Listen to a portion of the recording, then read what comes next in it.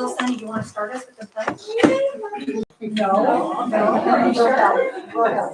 Okay, we'll help you. I pledge allegiance to the flag of the United States of America and to the republic for which it stands, one nation, under God, indivisible, with liberty and justice for all. I salute the flag of the state of New Mexico. It is the symbol of perfect friendships among united cultures. Oh, I love it. So welcome, everyone. So glad to have you, all the staff, kiddos, all the visitors. And we would like to welcome Mr. Davalos as our school board member. And so we are going to go to item 2, consent agenda. Item A, consideration to adopt meeting agenda. Do we have a motion on the floor? I move we adopt the agenda. Okay, we have a motion on the floor. Do we have a second? I'll second. Okay, we have a motion and a second, so the meeting agenda has been adopted. Item 2B, consideration to approve minutes of the previous meetings. It was the regular meeting held on December 9th. Do we have a motion on the floor to adopt those minutes? I'll second. Okay, we have a motion and a second. All in favor? Aye. Motion passes, so regular meeting minutes held December 9th have passed. Item 3, board business. So we are going to swear Mr. Davalos in, and we have Mr. McLean here to do the honors, our local judge. So we will be doing the oath of office for a new board member, Mr. Luis Davalos. Yep, yes, you're up. Hello. Good to meet you. I, Louis, I, Luis Davalos, do solemnly swear that I will support solemnly the United States, swear that I will support the the Constitution, Constitution of the United States. Here, I think this paper will help. There you go. That's a lot. It's almost like you're getting married, Mr. Davalos. and the Constitution of the laws of New Mexico, Where are we at again?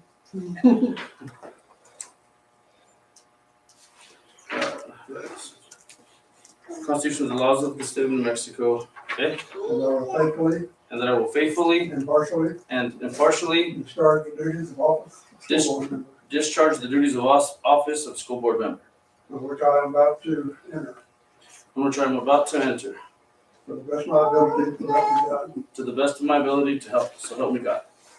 Okay. By the state of New Mexico, down in Dexter, for a school board member. Awesome. Thank you very much. Appreciate it.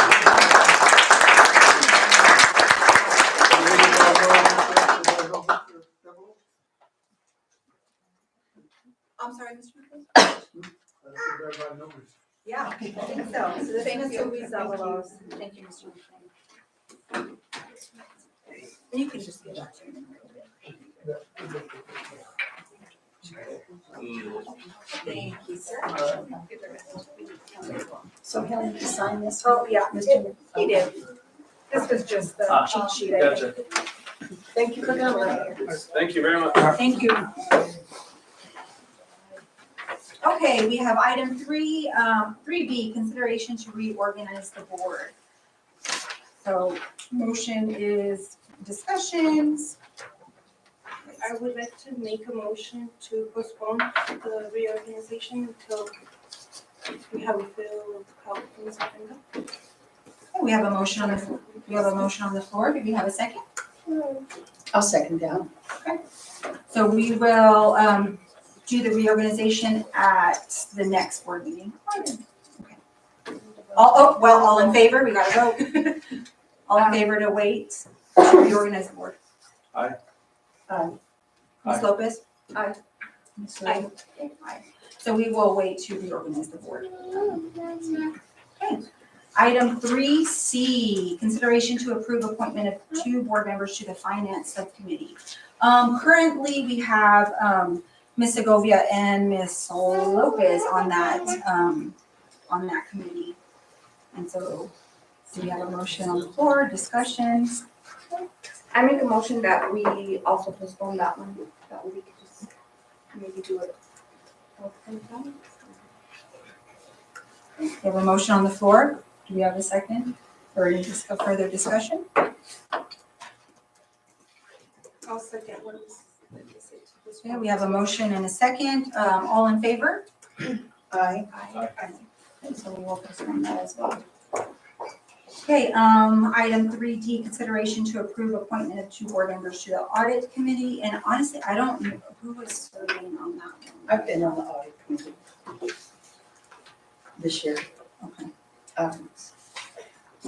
I just really feel like that Mr. Davalos hadn't had a chance to learn anything today, to ask any questions to anything, and so we want to give you an opportunity to do that. We so appreciate you coming and being willing to serve, and it just seems like that this is the traditional time of year to renew these things, but it's too soon. It's too We don't fast. want to scare you. Right. Yes, thank you.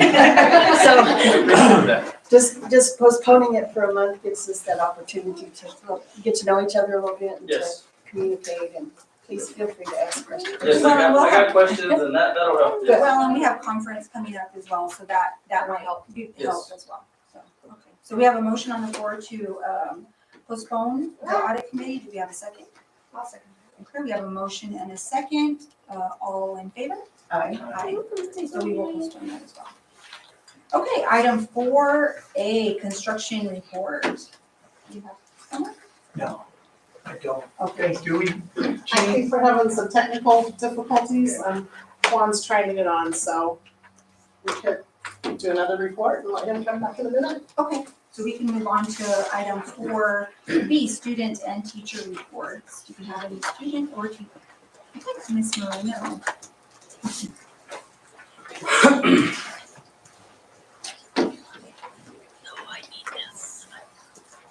Do somebody else. This person's student report, because I have to log in and she needs to appear. Oh, okay. Do we have another student or teacher report? No? Where? Yeah, hold on. So item 4C, board reports. Anybody have anything to report? No, not to report. I just want to thank, I don't know who all is involved, the middle school or whatnot that keeps opening for the families, for the flood, that you guys open the round building to still make it available for people to come and shop. So, just a big thank you for that. Mainly Teresa Maldonado. Oh, She's such a great help to us. She's been huge blessing. thank you. No. Thank you for that. Anybody else? I just gotta say that I enjoyed the Christmas gathering that we had this December. Thank you for the staff that organized it. And of course, we want to welcome Mr. Davalos. Welcome to the party. Thank you, thank you. Yep.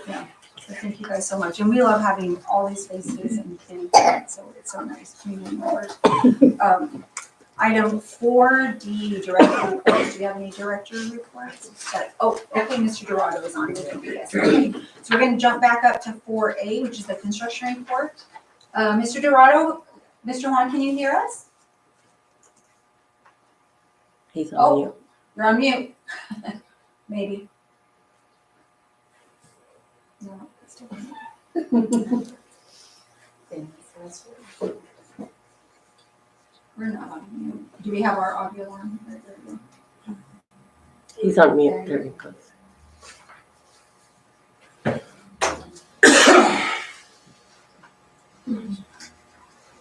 No, yeah, we don't hear you. We hear ourselves. It's working for us because the little mic is going up, so. If he's on a phone, sometimes he has to dial in. Yeah, so you might, that's what I was gonna say. It might be, if you're in a car too, it might have gone to Bluetooth. Oh, yeah, I can hear you, and I can hear you. So, good lip, there we go. I don't know if you want to log out and back in. Yes, exactly. Yeah. And there we go.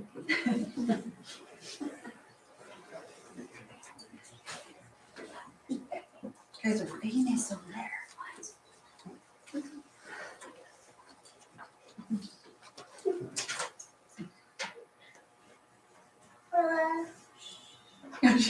So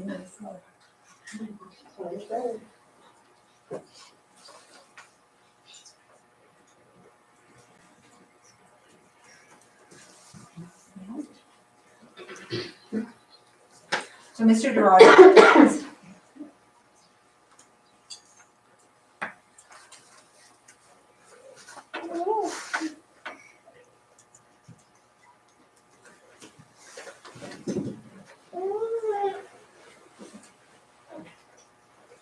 Oh, no. No, no. Mm-mm. Is it our speaker maybe? Or? Sure. I don't know. Okay. The volume button.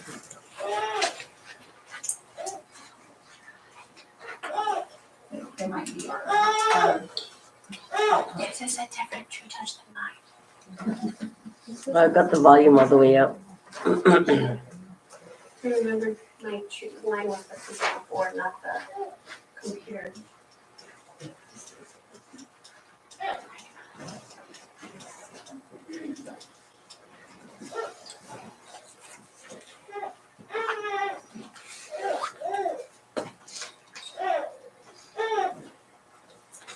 So Mr. Dorado is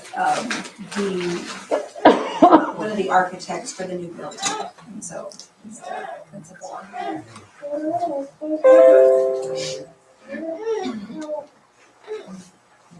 Do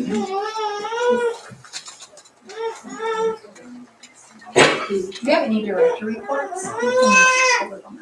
Ms. Montgomery? Oh, Ms. Montgomery, okay, go ahead, Ms. Montgomery.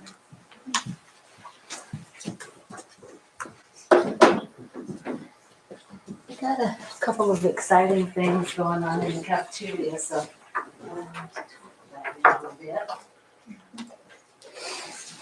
little bit. Questions? Thank you. Anytime. You have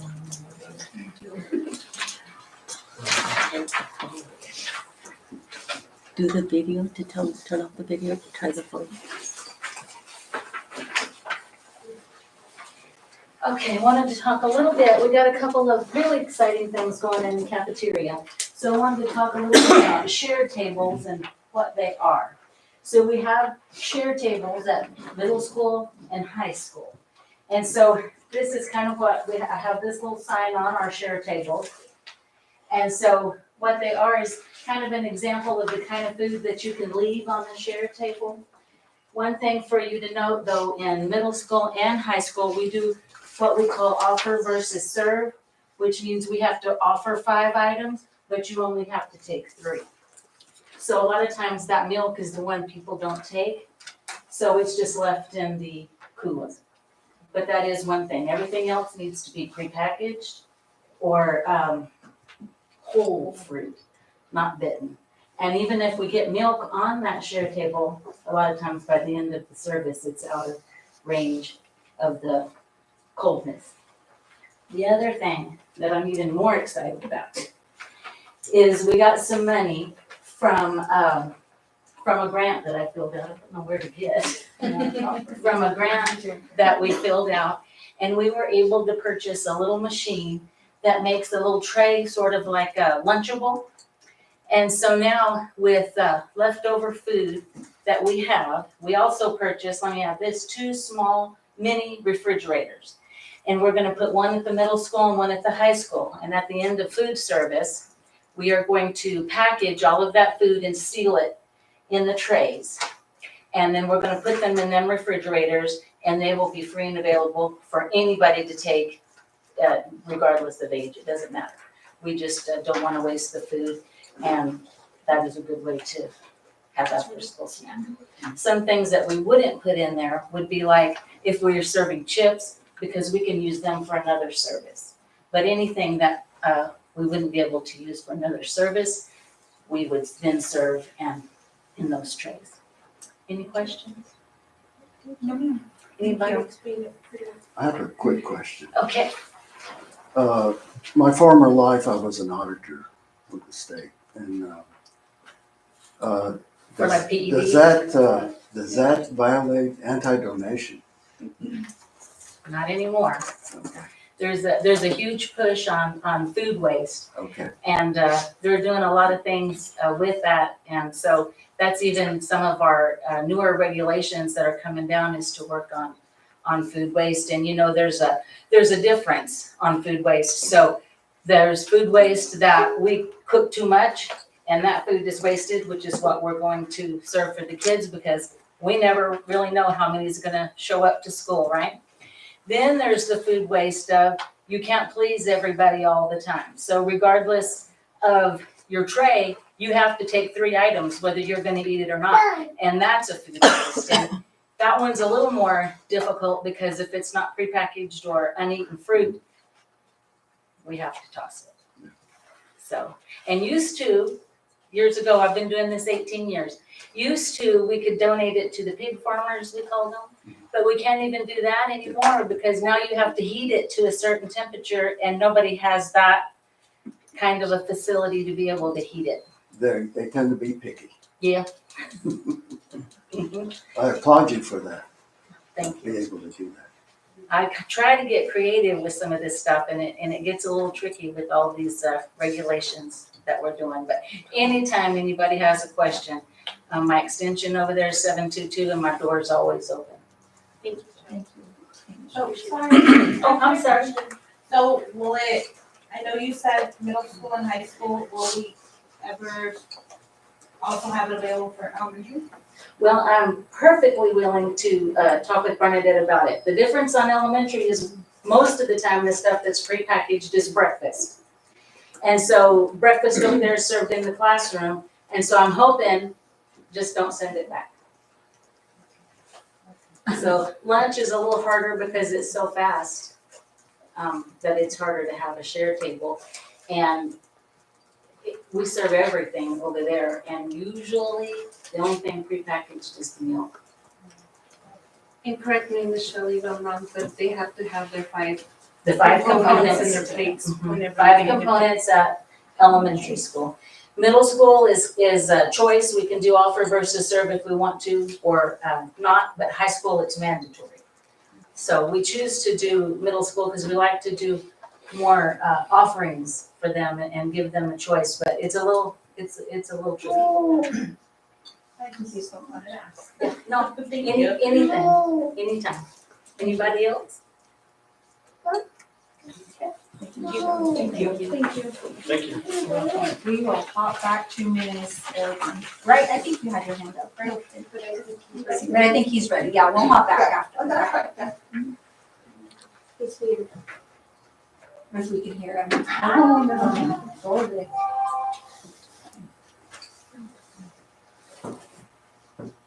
Can you do a call in maybe or something? Did you ask him to call in on his phone?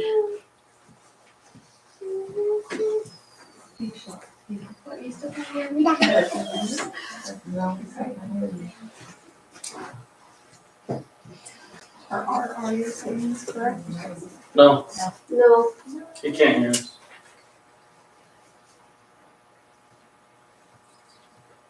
No. If we click that little arrow over there by the mute, that little triangle, does it? That's just the mic. Settings? Yeah, because our audio might be off. That's just the mic. He can hear us, we just can't hear him. Yeah. Can't hear us. We can't hear you. Or- it's our speakers.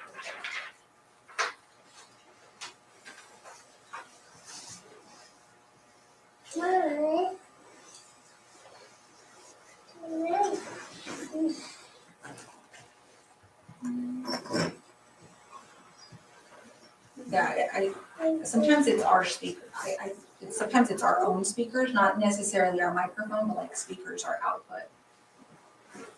Right, and I don't, did you find it I on don't know where the? it's at on this one. I've I never don't had know this. where it's at. This is a new interactive board, so we're still trying to get the glitches out of it. I mean, I'm showing that the mic is all the way up. I mean, the sound is already all the way up, but we're not getting any sound from him.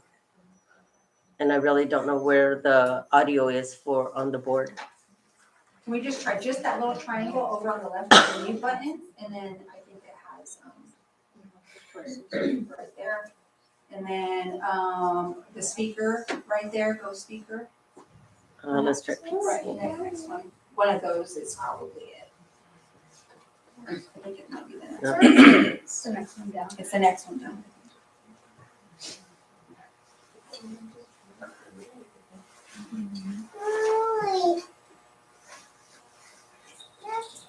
Have them say something, see if we can.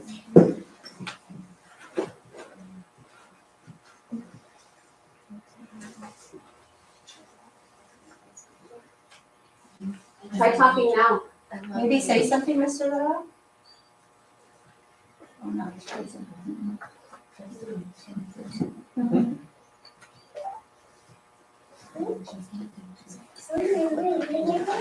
Oh, he's just gonna dial in, so that should work.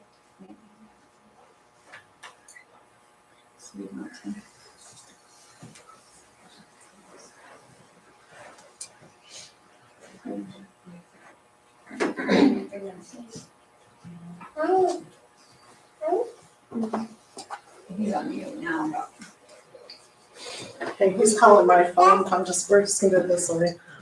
Hi, Juan.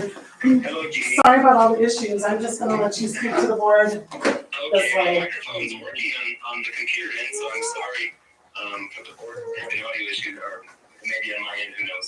No, Okay now? yes, sir. Thank you. Okay, well, at least you can see me and hear me on the phone, so, good evening, Madam President, members of the board. Thank you so much for having me, and as you can tell, I'm not a great charade partner, so my apologies in trying to sign or indicate things to you, but I'm here pleased to present to you all an update for progress on the elementary middle school project for Dexter Elementary School and Middle School. Just a brief one tonight, because we're quickly working through the programming process with the administrative team and members of the selection committee. We have gone through several studies of a master plan examining your campus possibilities for the new building construction.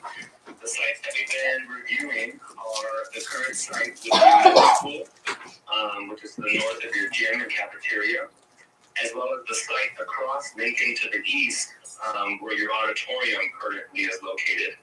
And then, as a full exhaustive study, we wanted to examine as well your existing campus with the elementary school. So we've gone through all of these exercises, examining all opportunities for the project. As of right now, we are really locking in the program, getting as close as we can to your current agreed upon maximum allowable gross square footage of 78,000 square feet. Currently, and during this phase of the programming process, we're about 2,000 to 3,000 square feet over, which I just want to commend the design committee, the administrative team. You know, when we always start this process, we have a square footage number that always incorporates all of the visions and extra items that the district would like to see when it comes to a new campus. I've just been working with the design committee and administrative team. We have creatively brought that total down to about 2,000 to 3,000 square feet over. So it's going in a great direction, because that amount of square footage always equals to what the budget of the project will entail. So we have a meeting scheduled for Thursday with the administrative team and the design committee to go through just some early iterations, some final iterations of the programming document.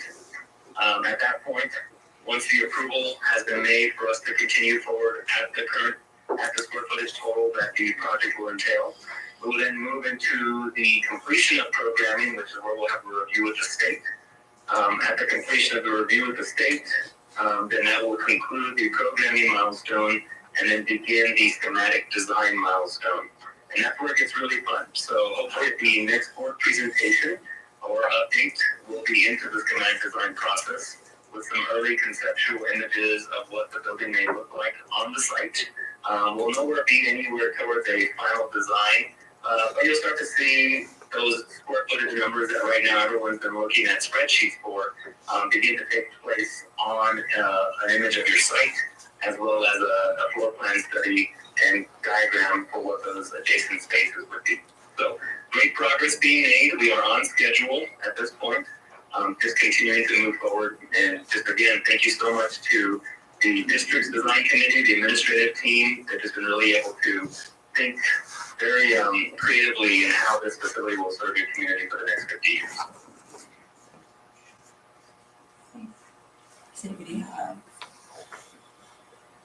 questions? So this Thursday is programming, so is that just for the committee members or would? Yeah, Madam President, good question. So at this point, we are working with the design committee, pretty exclusively on this. We are opening up a few opportunities to meet with, teaching staff as well as, program, department staff. So we're gonna begin meeting with, let's say, the art teachers, the gym teachers, to begin collecting that information for equipment that they'd like to see in those spaces. That's gonna be some of the next steps that we take. But as far as the programming process is going, since we're having to make decisions that are directly affecting the budget, we are keeping it to just the core committee, and we are going to be looking forward to presenting this information back out to the committee. However, if any of the board members would like to potentially participate, I just welcome you to talk with the district administrative team, and we'd be happy to have any input where we can get it as you guys see fit. Perfect. Thank you. Does anybody have any questions? Are we gonna go over how the building is going to look, or, I mean, because we have, for example, for myself, I haven't been involved in those committees, so I don't even know how. I mean, we mentioned it on the budget, but it's like, Well, and I'm not on the committee anymore either, so I don't really know. They're just on the preliminary sketches at this point, so we don't know what the building's gonna look like, but he's gonna create some options and some designs for everyone to look at and give input on. and correct me, it's one building, not two buildings? Or That's is the it two? proposal at this point, one building, one combined. Middle Is school that- and elementary. Is that flexible? Can we talk about the option? Everything's flexible, So we it could just go comes back down to two. money. So Mr. Dorado, I don't know if you heard that conversation, so the board is curious as to if it's one structure or multiple structures. I mean, I know when I was on the committee initially, it was two structures, coming into the summer, but it sounds like that has changed, or? So, Madam President, members of the board, this is a great question. So in addressing that, we had to go back and examine your original agreement with the state, which was documented through an MOU.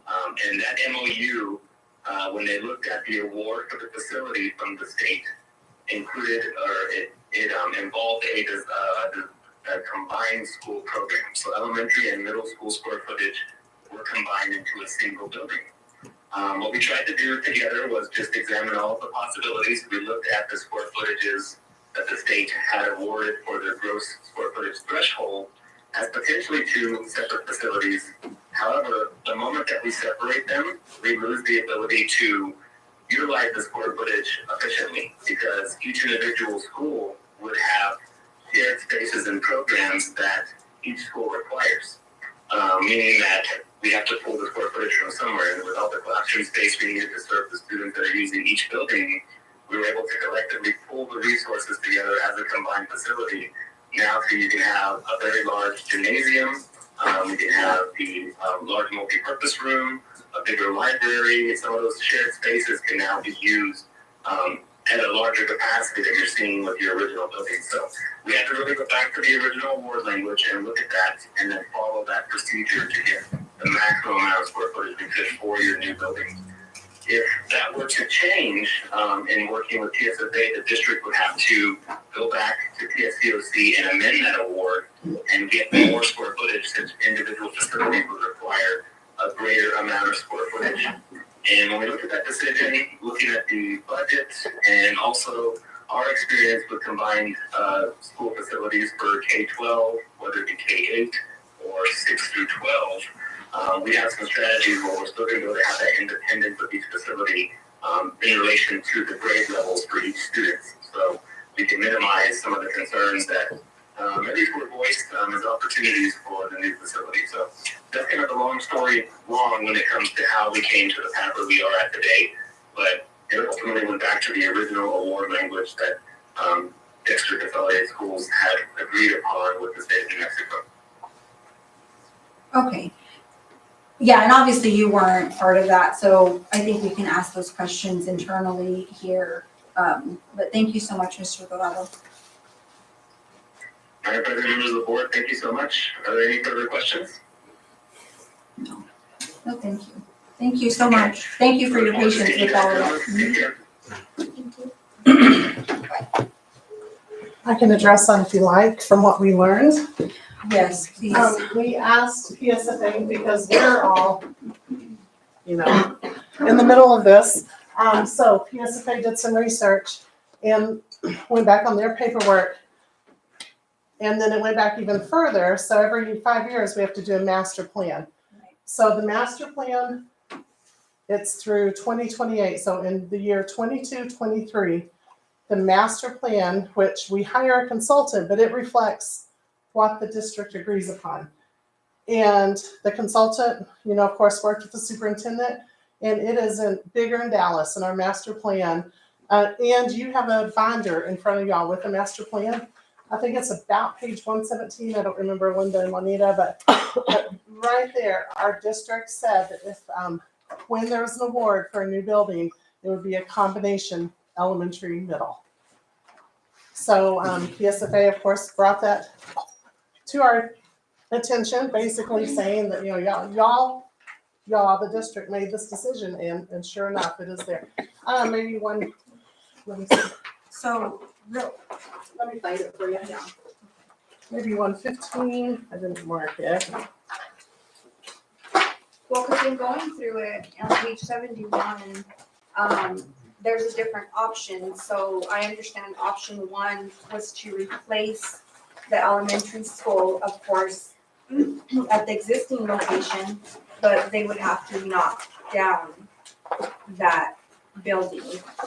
And then there's option 2, but option 2 has 2 options.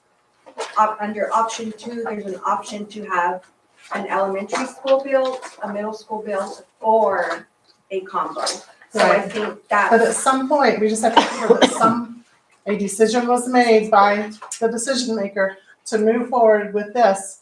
Therefore, that's what PSFA awarded. Do we have that letter of the award? the award letter from The- PSFA. That talks about the elementary middle combo. And that was in, can you tell me the 22, date? 23. I know I don't have a date, but it was in the 22-23 school year. That we But got that was, yes, that this was created with that in there. PSFA's award letter, no, was not 22-23. It was last year.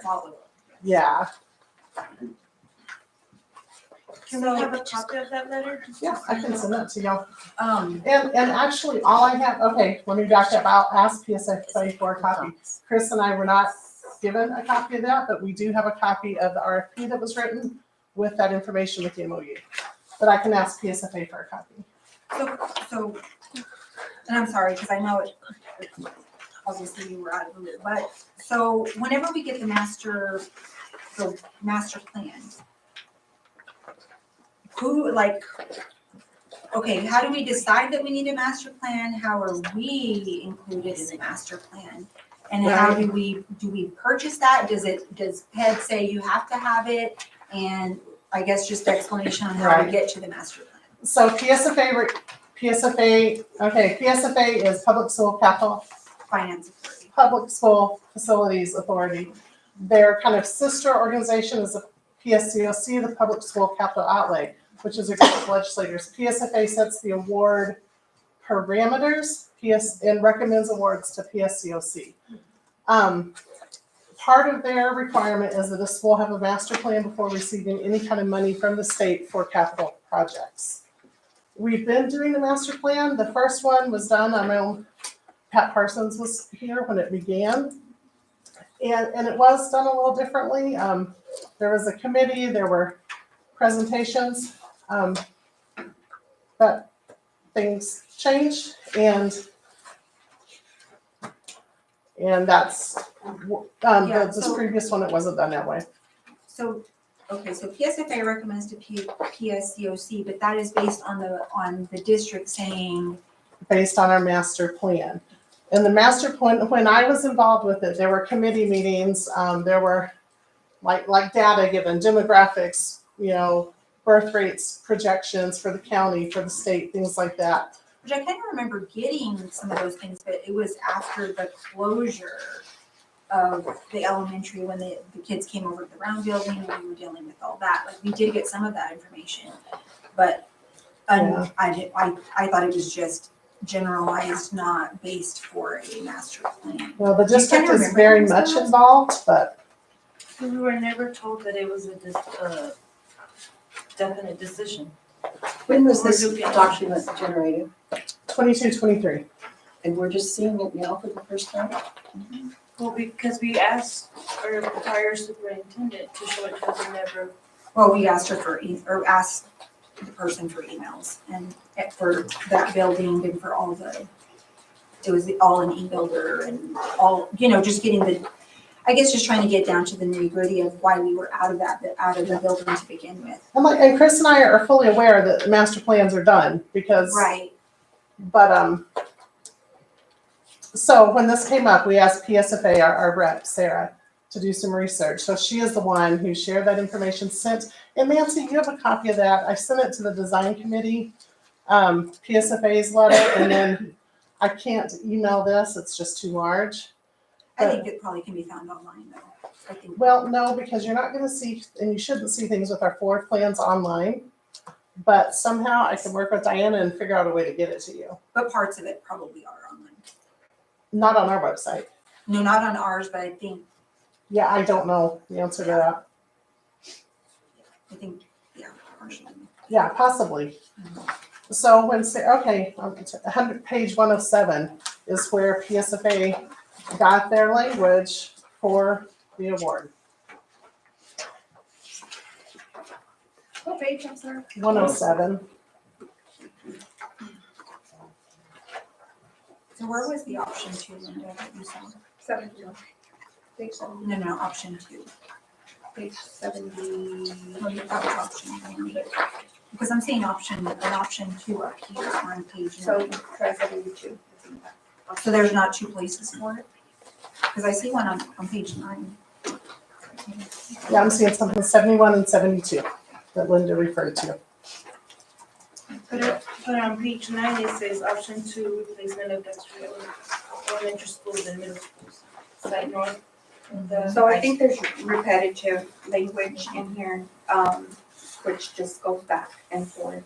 So I didn't get further than. So do we pay for the master plan? We do. It's the same, our state share, when we talk about capital outlay awards, that 19% split, we pay 19% of it, or whatever our split was that particular year.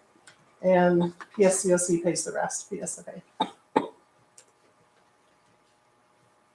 I don't recall, but whenever we were discussing on budget, they said combined. Are we still gonna try to do it on this side of Lincoln? That was, Is that yes, still a that is the latest possibility? proposal, was on the east side of the railroad tracks. What do you mean, on which side of Lincoln?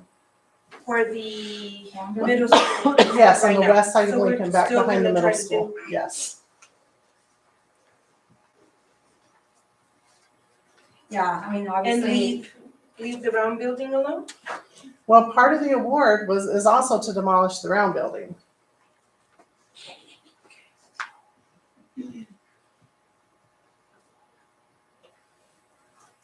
This is a lot to dive through. I mean, Most definitely. I mean, we've learned a lot here in district this last week and a half.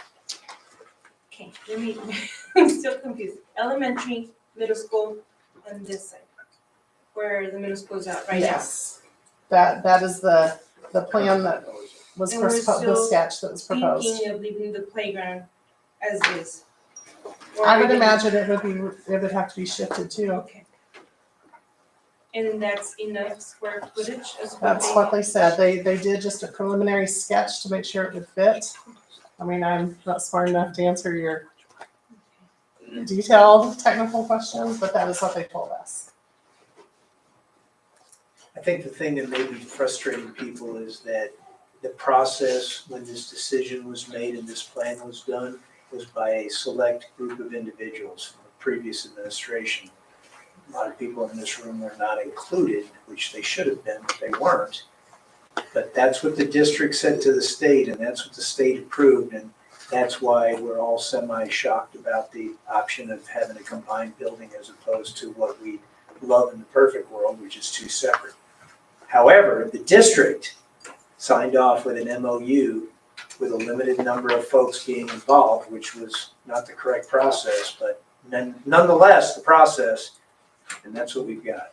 Well, and so with that being said, Dr. Graves, I mean, I feel like we're headed in the same direction because none of us are on the committee now. Nancy is the only one on the committee. And so that's troublesome as well, because then we're running into exactly how this occurred.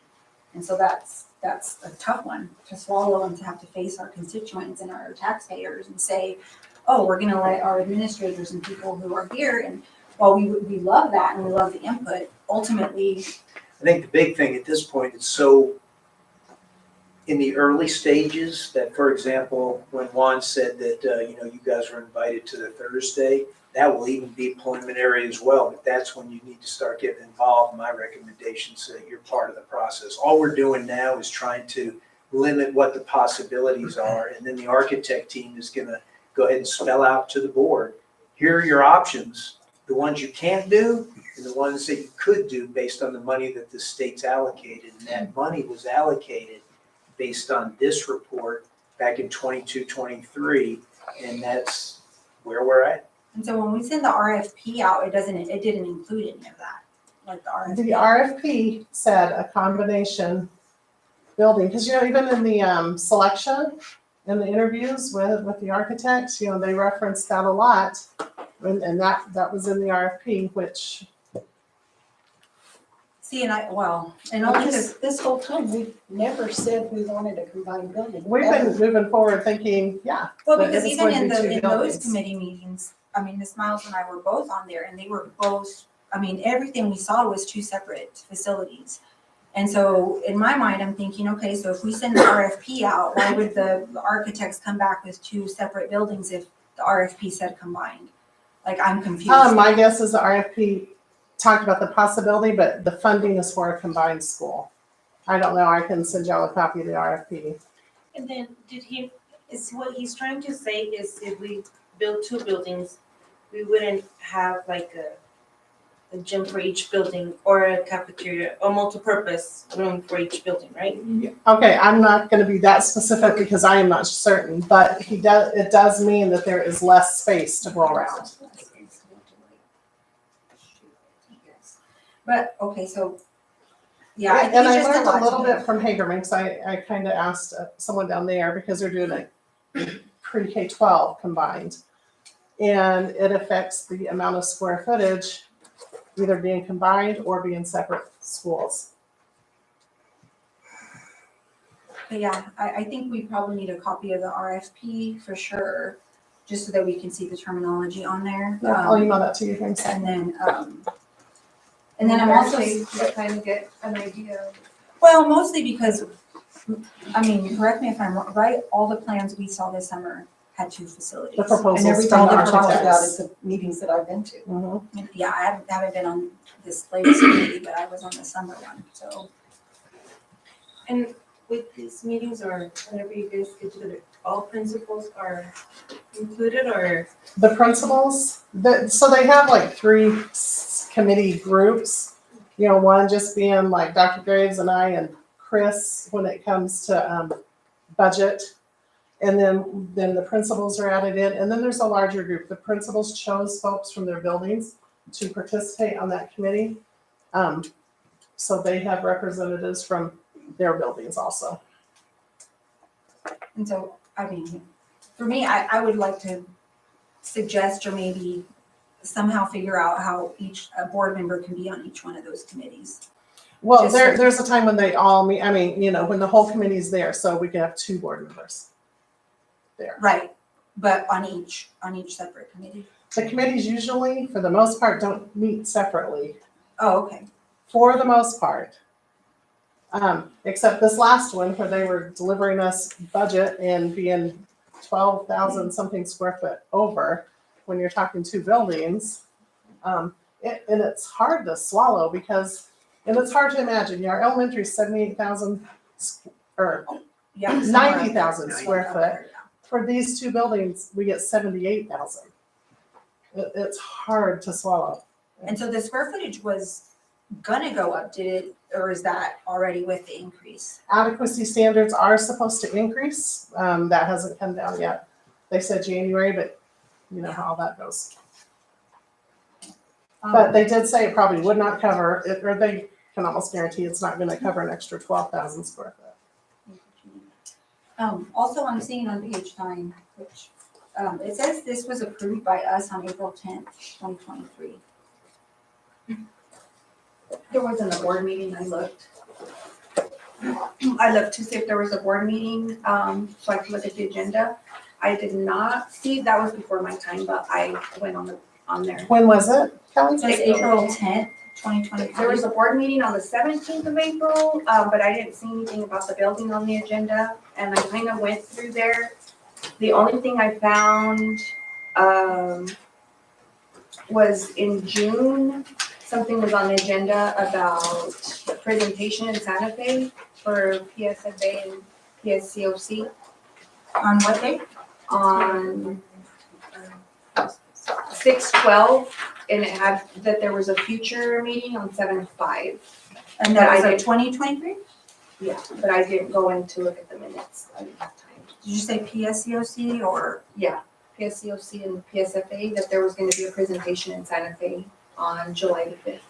And Chris and I did travel with the superintendent to Santa Fe, where she got up with PSFA and made a presentation about the project. Were you able to see? We were there. I do not remember the details because it was just kind of almost a formality, and Chris and I weren't asked for any kind of information. Usually the district might be asked for like bonding capacity, things like that. But it's a little different now with the waiver and the split, our split being cut in half. It Like, just, because we went to LESC at one point as well, right? Was there something for LESC? No? not that I'm aware of, but that doesn't mean anything, Kelly. I mean, could have. Go ahead. I'm sorry, I don't want to interrupt, but I do have some things that I want to offer. So back in 22-23, when we were having discussions about master plans, I don't remember there being lots of in-depth conversation or group conversations. Now, again, no disrespect, or I'm not trying to call anybody out. I've slept since then, and I'm human. I will tell you that the brief discussions that were had with the administrative team, we were all, I think, unanimous in that we never felt like a combined school building was what was best for our kids. And, I don't want to speak for the community, but I was very confident in saying I didn't feel like that's what the community would have wanted either. So I just want to be very clear. And again, I know Ms. Aragon's in the room, I don't want to speak for her, but I'm confident that she is in agreement with me. Like, we did not sit back and say, yeah, let's do it, this is okay. We were just as shocked that we were married to this document when all of the information came down. And in fact, I feel like I'm kind of the one that poked the bear, so to speak, when some more permanent language was being used. And I said, no, we need to explore other avenues because I don't think this is what's best or is, or what our community's gonna want. That being said, the only other thing that I, in my math brain, that I understood when we did have the final meeting was, and again, please don't quote me on this, but the algorithm or the formula that's used to calculate square footage is different when you're looking at two separate facilities as opposed to the combined school. Now, why that is, I don't know. But I think that's where the nail in the tire is, so to speak. I don't know what the solution to that is. I'm kind of hopeful that maybe we can find one, but I just wanted you guys to know where we stood, because I felt like that was not a fair picture being painted, so. Sarah, do you have anything you want to add or say? Or? Yeah, I mean, ditto to that, we were very clear that we wanted two separate, we even took those tours that was impossible. And, I know that they went to Santa Fe, and from what we were told, that award from Santa Fe was for two separate buildings based off those presentations. And so then now we're told that it's a combo school, and I don't know how that happened. As far as the master plan, I'm not sure about that, but I do know in 22, 23, there were some people that came through the elementary to look through it and, look at space and so forth, and that's when we were told that the portables had to go. Right, I think I was on that walk. So I'm not sure where all of the miscommunication is coming through. I was on a committee for that, I just know there were some people in the building looking at the space in the building, and, we had to clear out the portables because of the space and the student population, so I don't know. Thank you. Does anybody have any more questions? What are our options? Can we go back to the state and say, we need to rethink this? You would think so, PSFA is the people we would have to ask about them. And is that Sarah? That's Sarah. Has Sarah been on from the beginning when the presentations happened in Santa Fe? I don't know. Yes, she was there. Was she there? I was gonna say, I think she's been with them. She was- alluded to that at one of the meetings. She's been with us the whole way, and then the presentation I was able to attend. And the presentation in Santa Fe, they did not get into any kind of specifics. There was no talk about square footage, dollar allocation. Literally, I think was just an opening of a door, the way I understood it. Well, it's obvious that we've had miscommunications. And I really hate for us to feel like we're being forced to do something we don't want to do. So will Sarah be here on Thursday? I don't know if she'll be here in person or online. But she'll be available, and I would Yeah. encourage you all to come and voice your concern. It's Thursday at what time? 3:15. Obviously, we can't all be there because then it's a quorum and then we have Right. to be live and. So. But if two of you are there, that'd be So great. two can come. Well, thank you for clarifying for us. Well, like I said, this last week and a half, our eyes have. We've been open. And again, I think the lesson in this, not for past administrations or even, but for our administration is that when decisions like this are made, you don't want to limit the amount of people that are involved in the actual decision making. You want to include everyone. And the process is being followed now where everybody's, being included, but the decision was made back in 2022, 23, and it wasn't inclusive, but the decision was made and the board signed off on it, and that's where we're at now. No, I don't think the board signed off on it. I think somebody decided to say we did. That could very well be. I mean, also, again, I do want to reiterate because it sounds like we're not all on committees. And so, I mean, it's like, yes, it's including more people, but the board, are still being left out. And so that is troublesome again. So We'll correct that. I think that needs to probably happen.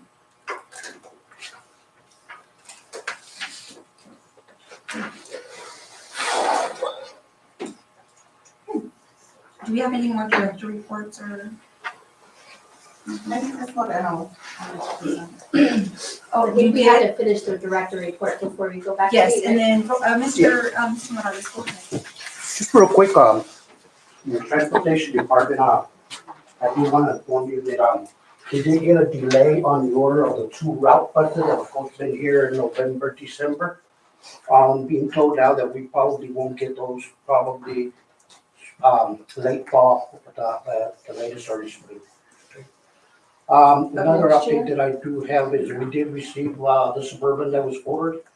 Suburban was delivered, matter of fact, last Monday was delivered to us, so it is on hand.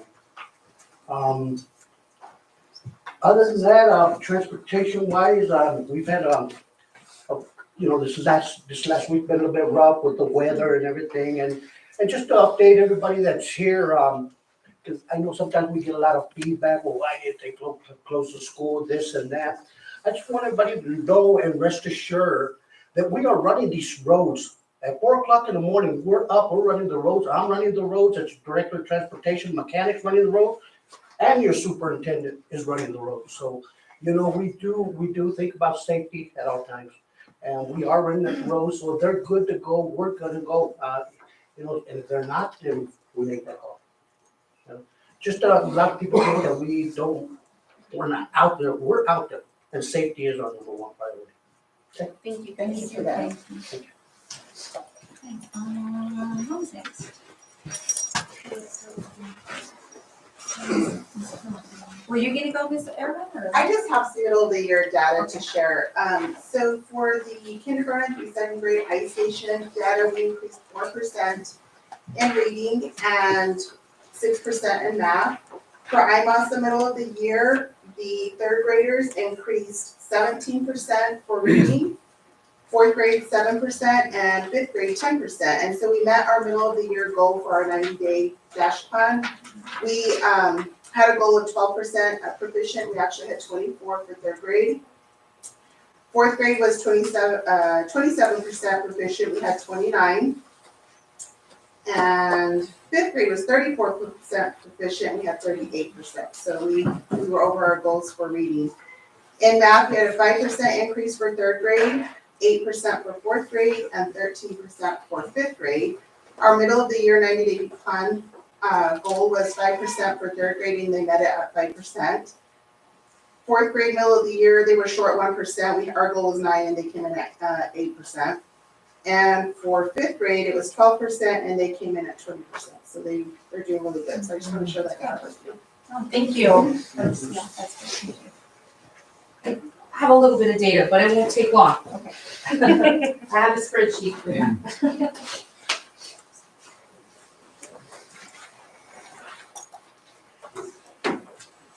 And those dash plans, Ms. Aragon, are online, yes? Yes. Absolutely.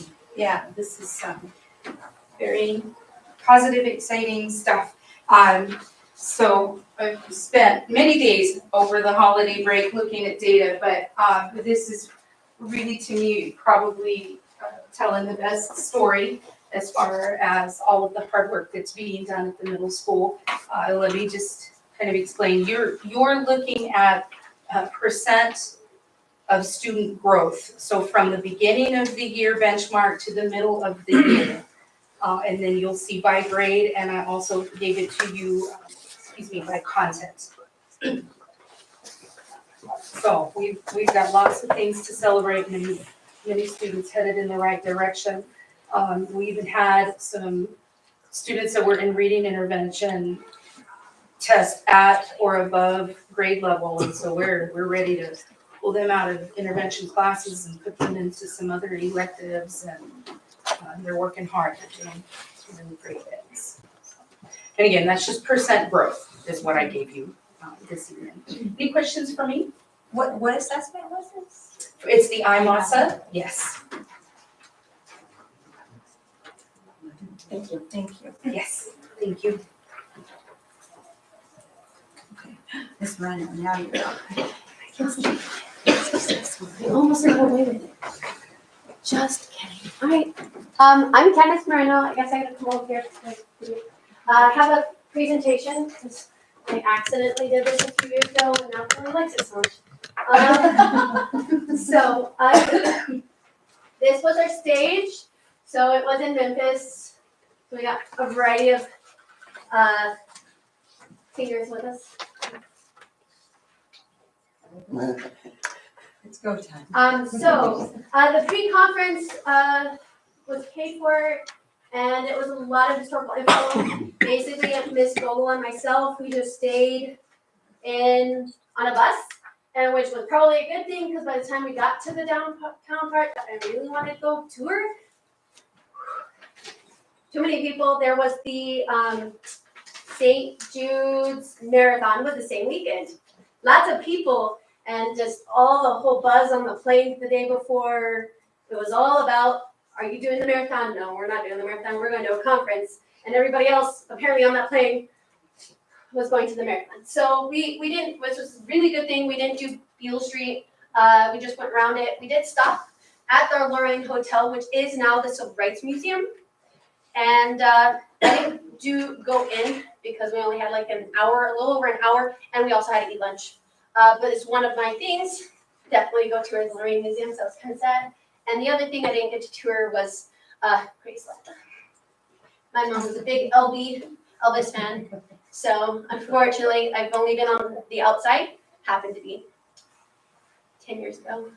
So right after high school, 15 years ago, whatever it was. But yeah, so it was lots of fun. It was a lot of information like thrown out of us that was specific to Memphis, a lot of historical parts. Some of the things I was like, oh yeah, I teach that, and the other things I was like, I've never heard of that before. So it was really, really interesting for a history teacher. It was really good to see that.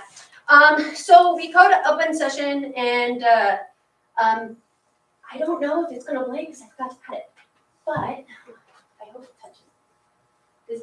Maybe if you do it with the, like, it should be like right here on the picture. Is there a video? Yes. And I hope it plays. No. Okay, it was a video. We go back. Okay. On the video, it had, so I went ahead and I didn't feel comfortable leaving Miss Bogle in a whole room by herself in doing the newcomer meeting because I'm no longer considered newcomer because it's my third time going. And it was only her second, and so she's still considered a newcomer. And so I hung out with her, and she got way further than I did in the rock, paper, scissors thing. And so that in the video, she said, it was so funny. What was it? I never knew I was so skilled at rock, paper, scissors before because she made it all the way up to the stage. And so on the stage, she was able to, it ended up being like 3 or 4 like turns because they kept tying. And so she ended up losing, unfortunately. It would have been totally cool. She said, I came back and won a room of 100 people of rock, paper, scissors. So lots of fun, lots of little fun things like that. But then we get to our openings, our workshops on Saturday. Our workshops was, let's talk about leadership. And so I did do that one in Boston, and that one was really like a refresher for me, not just for my course, but because we do some of the things he does in that workshop, we do as a workshop for others in the state, because usually when we go, we're like one of the only ones that's an actual advisor from our state. And it was kind of funny. So we flew all the way to Memphis, and we met Deming, New Mexico, people from there. So it was pretty funny. We had to fly so far just to run into someone that is literally a few hours away. So we thought that was pretty neat. Try not to talk super fast. The next one was let your students do the talking. As you know, I tend to talk really fast. And I'm like, oh, I know that. Like, it's really hard to be like, zip it, let them do the talking. And so case in point was Friday meeting.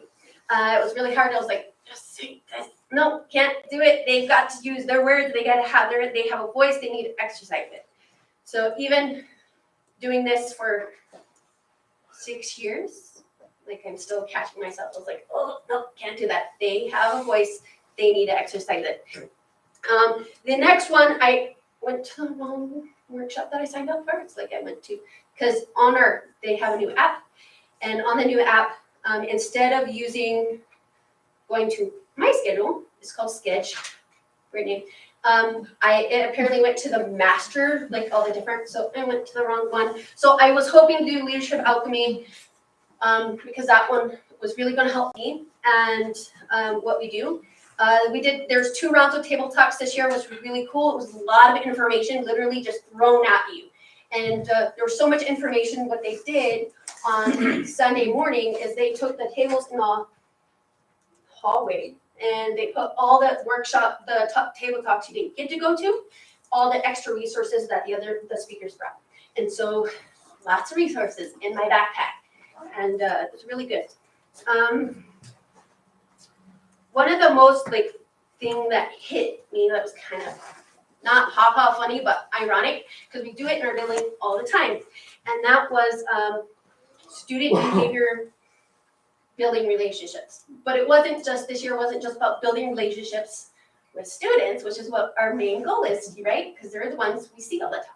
But building relationships with parents and building relationships within our own staff. Because how many people in your building do you really know? I'm gonna be honest, I go to the same room every day for lunch. And every once in a while, I'll be like, hey, come have lunch with us.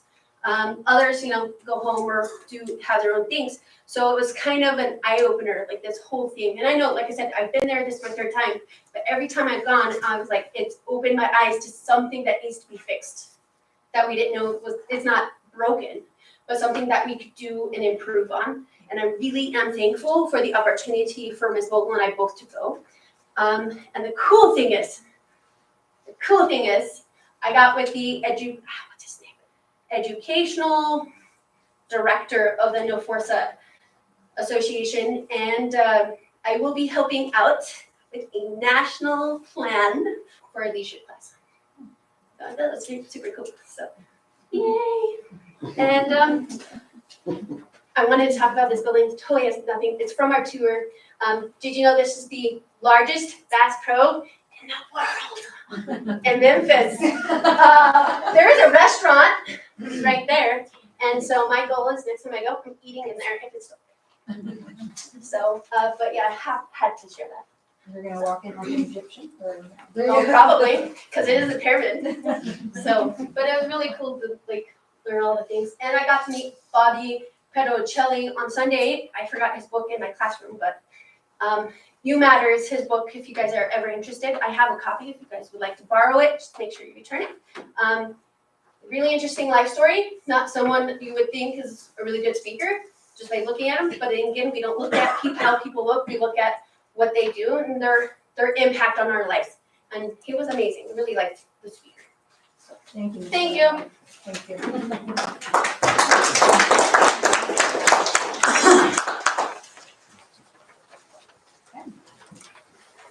Construction reports, CSC report, board reports, your own IMD director reports, and then we have superintendent report. All right, two main things for the board to consider.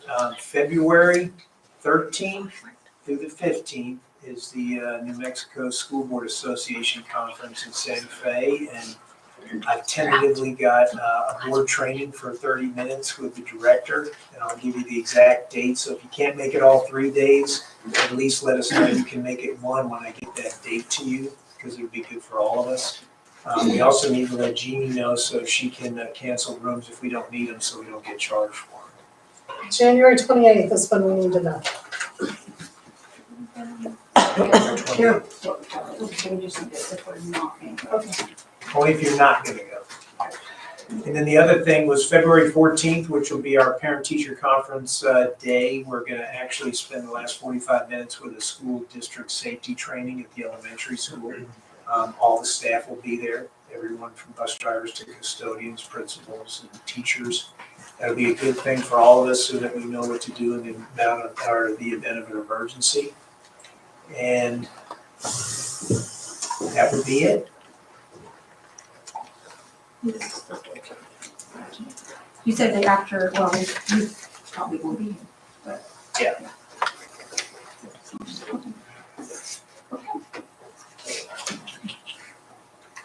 Okay, item 5, we have the public forum. So this is I don't know if we have any speakers. It is a 5-minute time limit. Please know that your input is super valuable to us, but also know that we are not allowed to respond back. So it's awkward for us. I know it's awkward for you guys if you come and you want a response. It's just the way it kind of has to be. But we really do value input, and we'll funnel you to wherever you need to go after that. Just know that we're not just it's not that we don't want to say anything, it's just that we can't. So we do have Miss Stephanie Wilkinson. Yes. That's me. Yes, I've never came to speak at one of these, but I'm here to speak as a parent. absolutely. I have 4 kids, so 2 in elementary, 2 in high school, one's about to graduate, I hope. He was told he can't graduate with the SAT scores that he received from his junior year, I guess. So I know there's backup plans, like the capstone program, I suppose, he didn't start that program until this year, actually, so I don't even know if that qualifies as a backup for him. And the only other test that I know that he could take to actually use to graduate would be the ACT test, which is coming up next month. But if he doesn't have time to equip himself with the knowledge to take and pass that test, then I'm afraid that maybe he'll get even more discouraged, because he's already pretty discouraged, to graduate. I know there's several students that are talking about leaving school, talking about transferring schools. Some have already dropped out from what I understand, what I hear in the community, so that's upsetting. And I know that we have to hold the kids accountable. I agree with that 100%. I want my kids to be held accountable, but my student has received pretty good grades, A's and B's throughout his high school career, but on his tests, it's not showing. So, I mean, I want to hold my kid accountable, but I also feel like maybe the teachers need to be held accountable.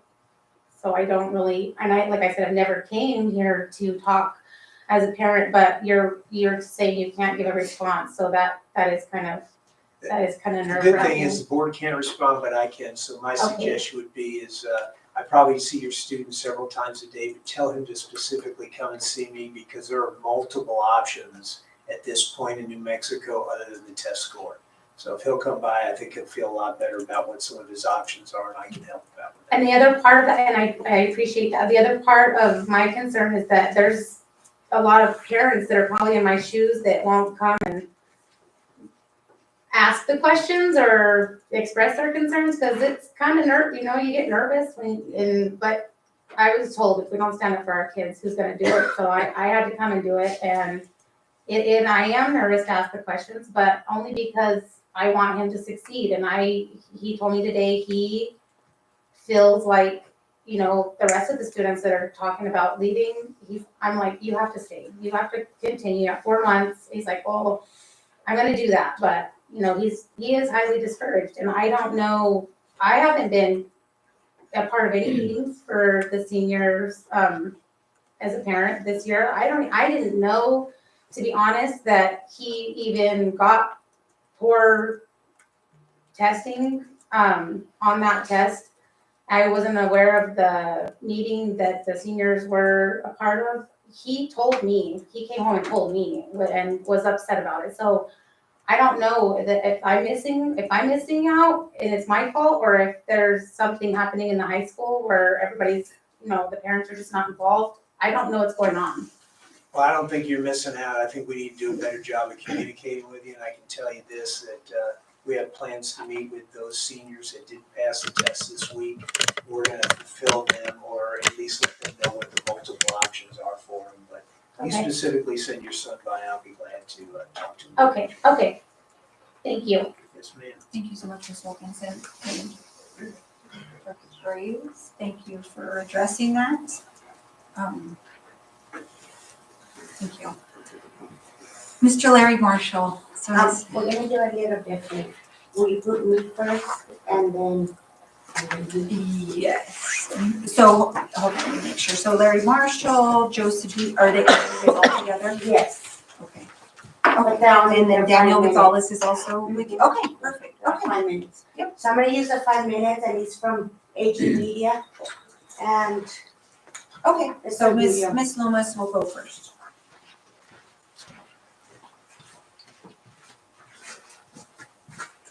Don't hang me if this doesn't work. Don't brought in the last minute. I've been here all day. Oh my goodness.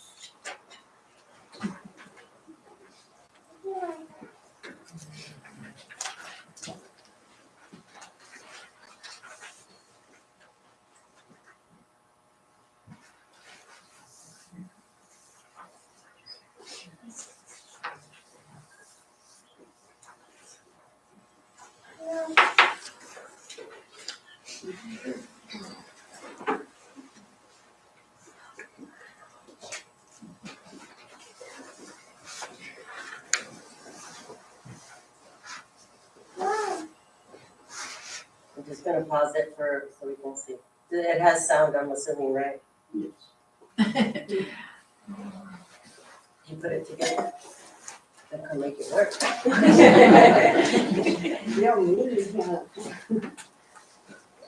No, that's just Diana.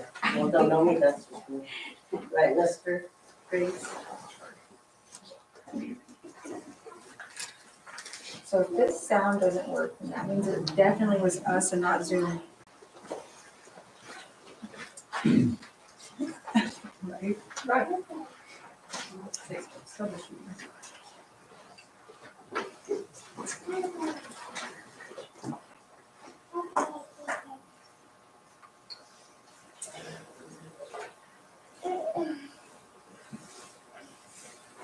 Oh, she's doing that. I did forget to say something. It is School Board Appreciation Month, and thank you, each one of you. It's my fault. I don't have your cards. They got left in the middle school and I rushed to get over here after the basketball game. So I will get you guys those pretty soon. Thank you. I'd suggest we give them a round of applause. Yeah.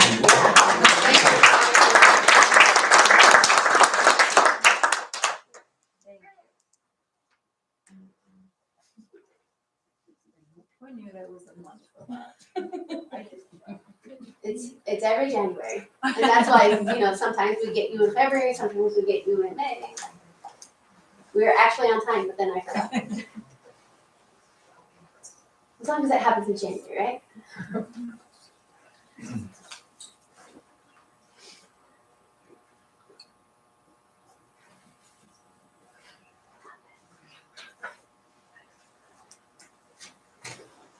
Sound's not gonna come through.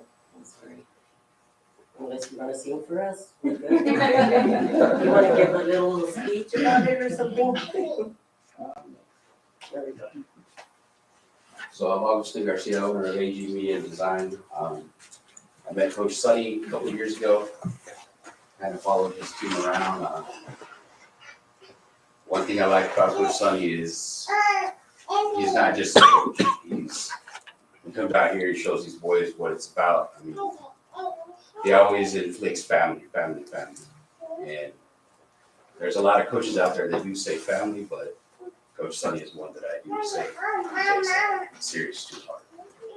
So thank you, Coach Sonny, for allowing me to photograph you over these years. I appreciate everything you do for the boys.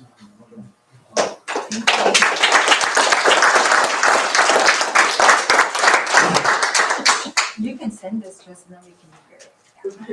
So that is really good. Thank you.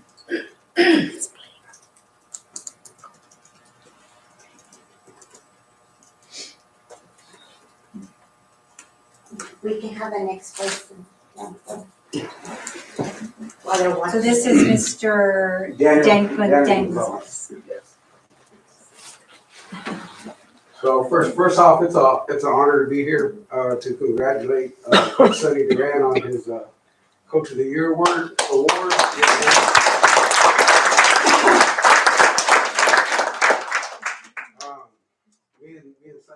Me and Coach Duran go way back. I know my Sonny. We were 7 and 8. He was 7 and 8 year olds when he was 7 years old whenever I met Sonny, and we've kind of been involved with each other, and he's just he's just a winner. He's always been a winner. When he was a young guy, his stature, everybody would look at him and say, we're gonna pick on him. We're gonna pick on him, and that was the wrong decision. He's always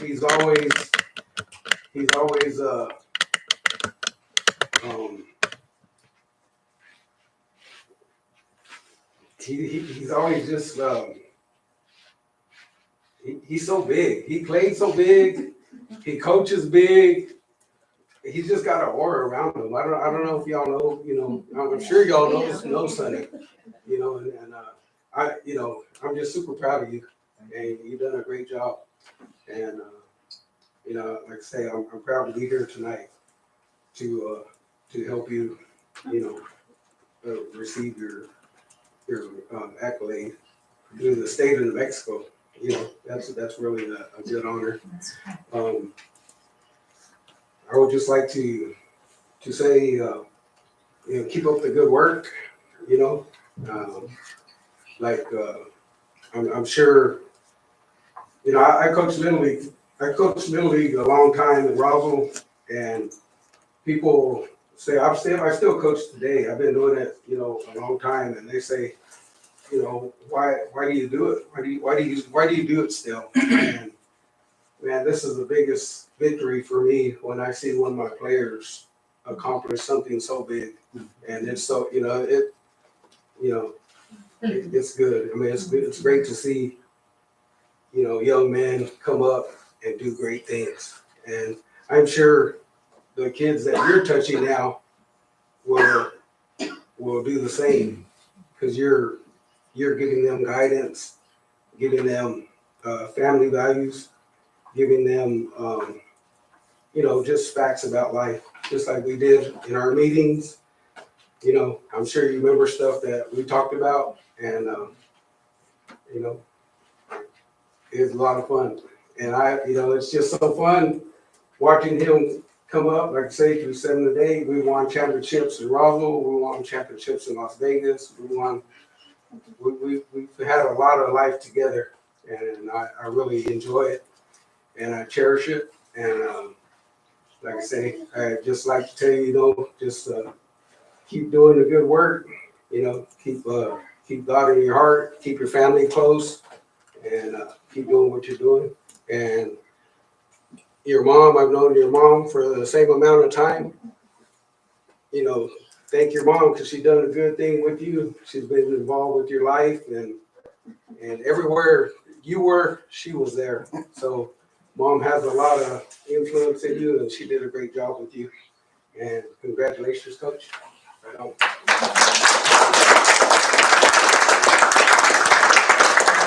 Would you turn around, please, and let me take a picture of the two of you? Smiles is the. Thank you.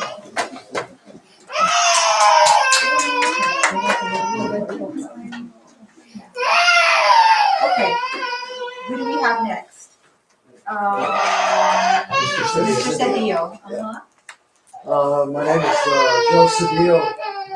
Let me give a bit of background.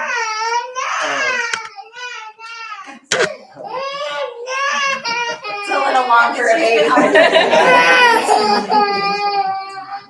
I was a Travis County CFO for 15 years. I retired from there with the state, and also retired from Eastern New Mexico. I was the finance director. Prior to that, it was about 6 years, and on and on and on. So with that, I knew Tim Fuller years ago, about 2006, 2007. Tim was a coach of the freshman teams in Roswell High.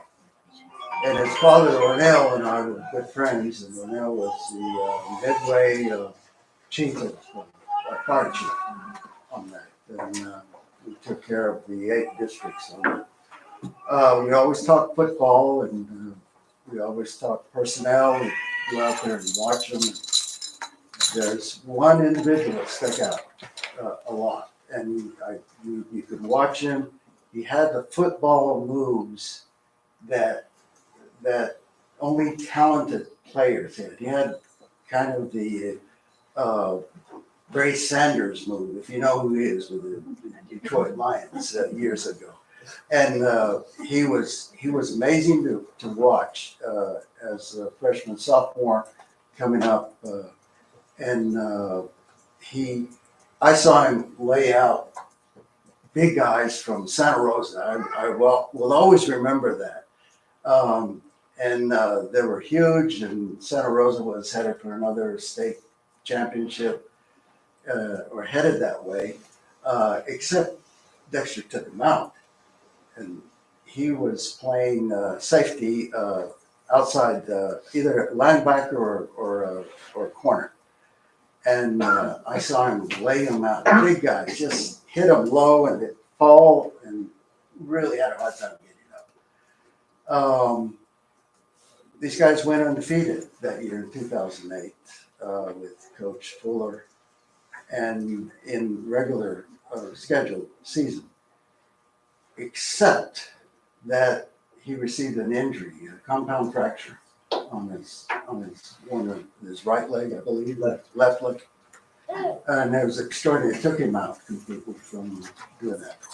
To this day, I say that had he been there, finished the playoffs, there's no doubt in my mind they would have won. And they lost it by two points.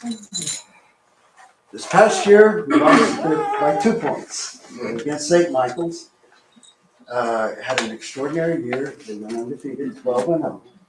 And they lost it at the very tail end, the last few seconds of the game. Anybody who was there, it was a remarkable game. It was a fun game. But, and I haven't asked him about that, but I know that he became the coach of the year, which is amazing. And he would rather have the victory for those kids and stuff than that accolade, that honor. But it is an honor. We have 119 high schools in football, NNA. We have 126 total, 119 to play. And there are 6A schools, 5A schools, 4A schools, 3A schools, 2A, 6-man and 8-man. And they make up 119. The big schools are extraordinarily talented, and they have 3 guys to every one that we have. In fact, on the AAA, we were almost knocked out. The previous year, we were scheduled to go back to 2A. Sonny and his group got together and they appealed it, and they bounced us back to 3A school, to the 3A school. That was big. I don't know how you did it, but that was big. And it didn't matter. They waxed everybody in the district. And these were top notch. This is a tough district. Had seven schools in that district. And they took care of them. I don't know how many have seen the film or were there at the game, at the games, but they did extraordinary. But his coaching ability, his leadership with those kids has been extraordinary because he gets everything out of them. And he took over the defense and the offense and excelled in both sides. He was just amazing to see. He's an amazing leader. Those kids love him. He works with them even post graduation. He's still in contact with a lot of those kids, and he sees them through school. And he's done a fantastic job, and I hope he continues to do that and garners more support. Of course, from Roswell, and there's a lot of fans from Roswell for him. The one that I'm disappointed on is the Roswell Daily Paper, Roswell Daily Record. They've not done enough exposure on the Dexter Demons or the Dexter Municipal Schools on that. So with that, the guys got together and we'll give you that, this basket. I don't know what's in there. But Sonny, thank you so much.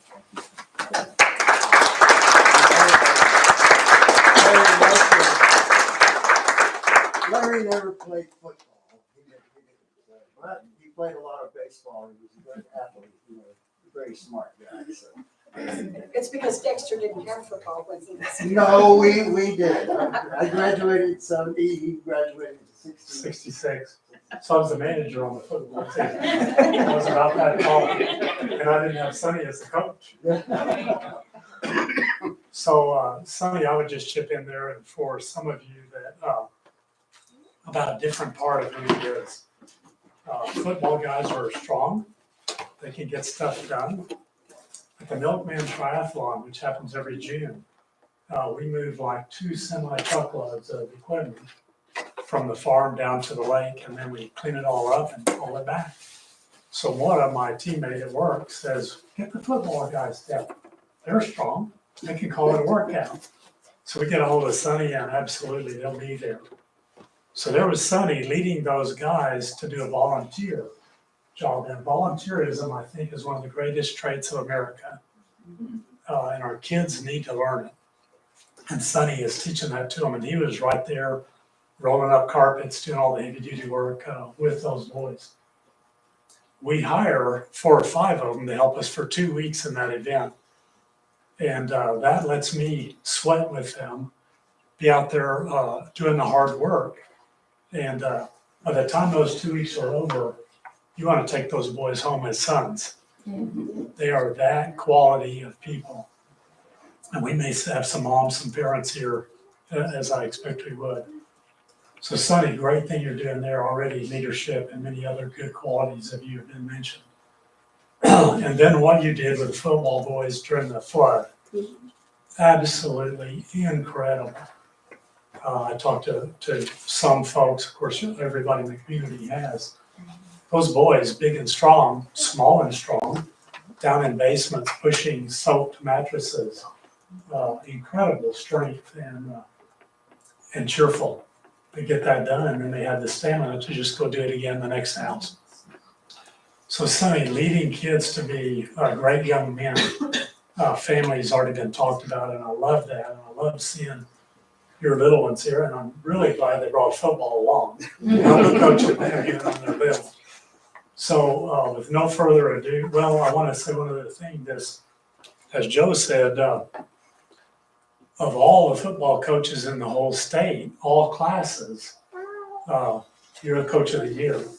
And that includes previous winners of Roswell's Jeff Lynn and Artesia's Cooper Henderson. So you've won an award. You're a champion, Sonny. Rather be a champion on the field, but by golly, this is a huge award for you and for our whole school system and community. He also beat the coach from St. Michael's by 38%. By 38%. Oh, thank you for saying that. 38% of the voters. Next closest was 27%. So Sonny, my pleasure to present to you from New Mexico Preps, New Mexico High School Football, Coach Sonny Duran, 2024 Football Coach of the Year.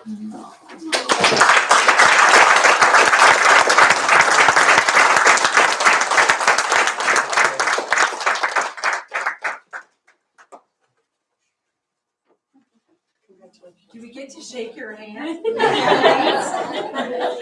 Wow, absolutely, yeah. Thank you guys. Thank you so much. I mean, you guys just say something real quick. No, you gotta go. Better get his autograph while it's. I know. Get him, Sonny, get him in the shape. Yeah. That's what they're gonna be doing. Wow, I mean, blessed, right? I think that's just what I can say right now is just, I'm so thankful for what we have here. Right? Obviously, I can't do this by myself. That's 100% right there. My staff, my wives, the athletes, right? Their parents, our teachers, the board, our administration, Dr. Graves. I mean, the community. Wow. I mean, this is for that. All you guys, right? I mean, I think when something like this happens, I may be driving this dang bus, but everybody on this bus is why this happens. I'm grateful, I'm blessed, and I'm happy. I'm happy here. I mean, this is home, and wouldn't want it to be any other way. Except I'd rather be St. Mike's in a different way. But I mean, we'll have another shot. I mean, I'm not too down on that. I mean, we had a great year, but we also have a lot of sport, and I'm looking forward to whatever the man above has planned for us. So I'm excited. Thank you guys. Thank you.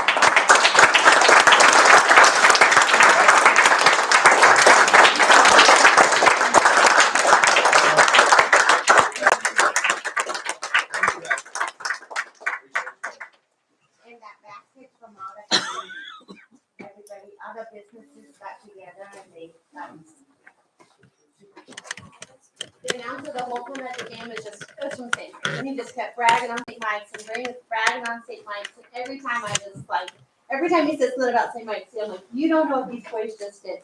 Because you talk about cleaning out houses, but they helped Pecos Valley Alliance with a sheetrock two Saturdays in a row for freezing cold. Never stopped until, they delivered like thousands and thousands of dollars worth of sheetrock to families that needed it, and not even a complaint or anything. And that was just this much of what they did too. That's what Dexter's all about.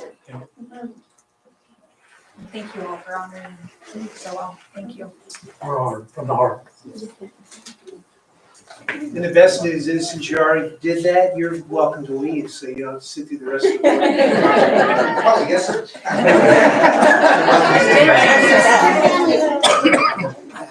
Thank you all for coming. Thank you all. Thank you, guys. Thank you so much. Thank you guys. Congratulations.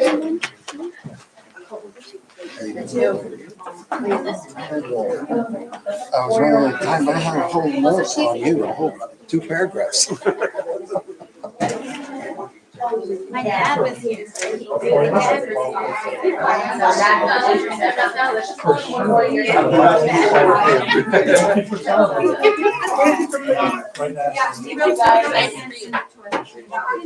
Oh my God, thank you. I'll hug you out here. Oh, thank you, sir. Have a good night. Good luck. Good job, coach.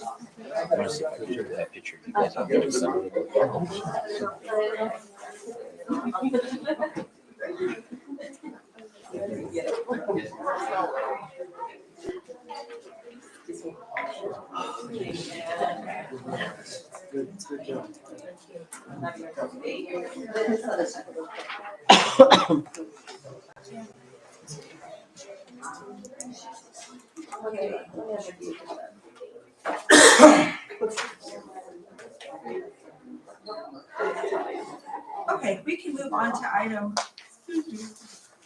6, new business. Item A, consideration to approve Open Meetings Resolution Act, and that should be in our packet, but for some reason I'm not finding it.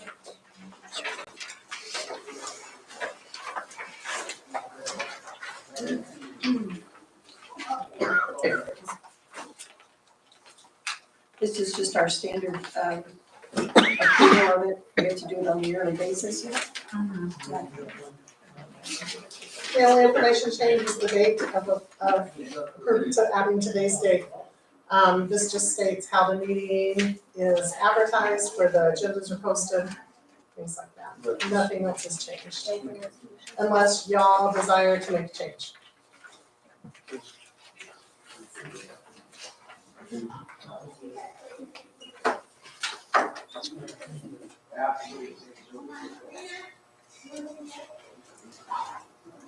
I move we approve the Open Meetings Act. Okay, we have a motion on the floor. Do we have a second? I'll second. Okay, we have a motion and a second. All in favor? Aye.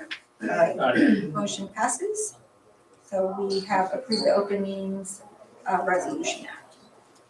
Item B, approval of out-of-state travel. We have Vision National Conference, Oklahoma City, June 27th through 29th. Potentially 4 students, 1 chaperone. And then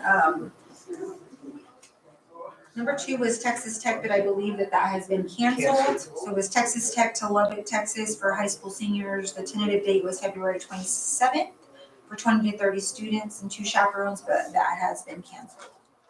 And then item 3 is National Migrant Education Conference to San Francisco, California for 3 to 4 adults from April 13th through the 16th.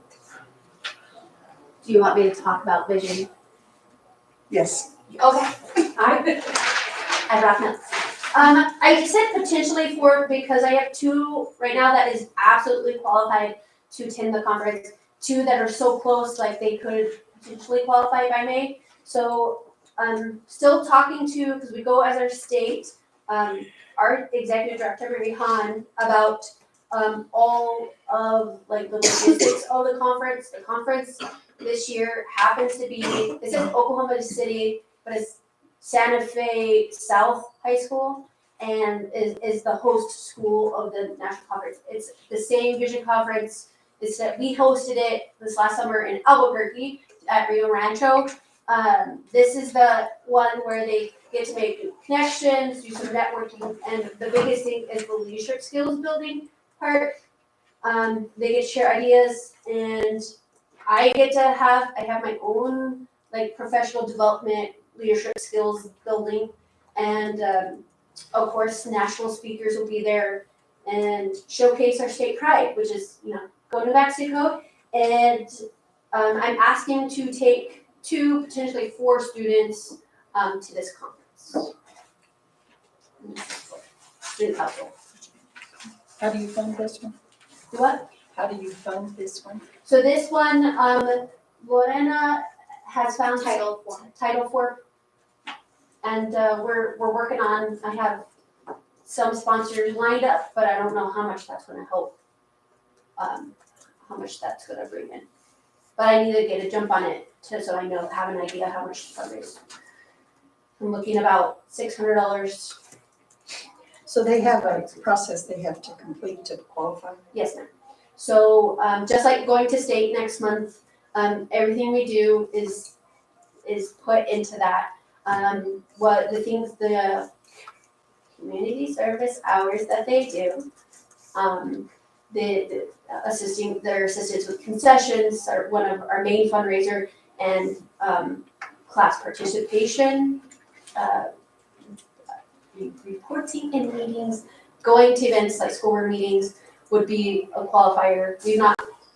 I've just come and done a report. I've had my kids come in August. That all is everything we do, pretty much everything. The help with community, we call it donation center, the round building, and You were a huge help getting it set up. lots of other things. But yeah, those are that's those cool. are some of the things. Yeah, the biggest thing is the volunteer piece. So that's where they get the most. Well, I hope the other 2 make it. Yes, I know, they are so close. I'm like, a few more things. So we talked with the people from Youth League, potentially doing concession for them, and then I can get their volunteer hours that way. So that would, they're still hoping. So. Is there a deadline? Late March. They're changing things. They were supposed to have a meeting last week, but because of snow, sometime this week they're gonna have the state executive meeting, and then they'll let us know, hopefully by Friday, all the details. But yeah, my deadline is like end of March, and then I have to have it paid like middle April, have everything like procured, I don't know, POs in place, all those things. Yeah. Nerve-wracking, but It's exciting. Yeah. Thank you. We have the, Mine go ahead, is- Gavin. Mine is the National Migrant Ed Conference, and it's our yearly conference that we, usually travel for because they schedule it everywhere. And I'm looking to take 3 to 4 adults. It'll be somebody from our office, and hopefully some of the stakeholders from the middle school, high school, elementary, because that's where the bulk of our migrant students are. And it's April 13th through the 16th, and we would be using our migrant ed. And hopefully all the fires will be out. I know, hopefully. Amen. Thank you both. So approval for out-of-state travel for the Vision National Conference and the National Migrant Education Conference, and the other Texas Tech one's canceled. Do we have a motion on the floor? I make a motion that we approve the student council and the national migrant education. Okay, we have a motion on the floor. Do we have a second? Okay, a motion on the floor and a second. All in favor? Aye. Thank you. Item C, approval of policy advisory. It's because it's doubled. Policy advisory 229, disposition of school facilities, and we've already approved that, so I think we can move forward. Item D, approval of policy advisory 235, school board elections, holiday, we've approved that as well. Item E, approval of purchase for Ames Forest math training. And it's Lorena. Yeah. And I don't know if Annabelle. She did. Okay. So there's a breakdown in your packets, on the dates that, they're willing to come and do the trainings. The reason we're bringing them over here is because our teachers try to register for them in January when they are offered, but they get pulled really quick because it's a really high demand, training. And since there's a high amount of teachers that want to get the training, we decided to bring them over here. And, we do have the funding for paying it through Title I.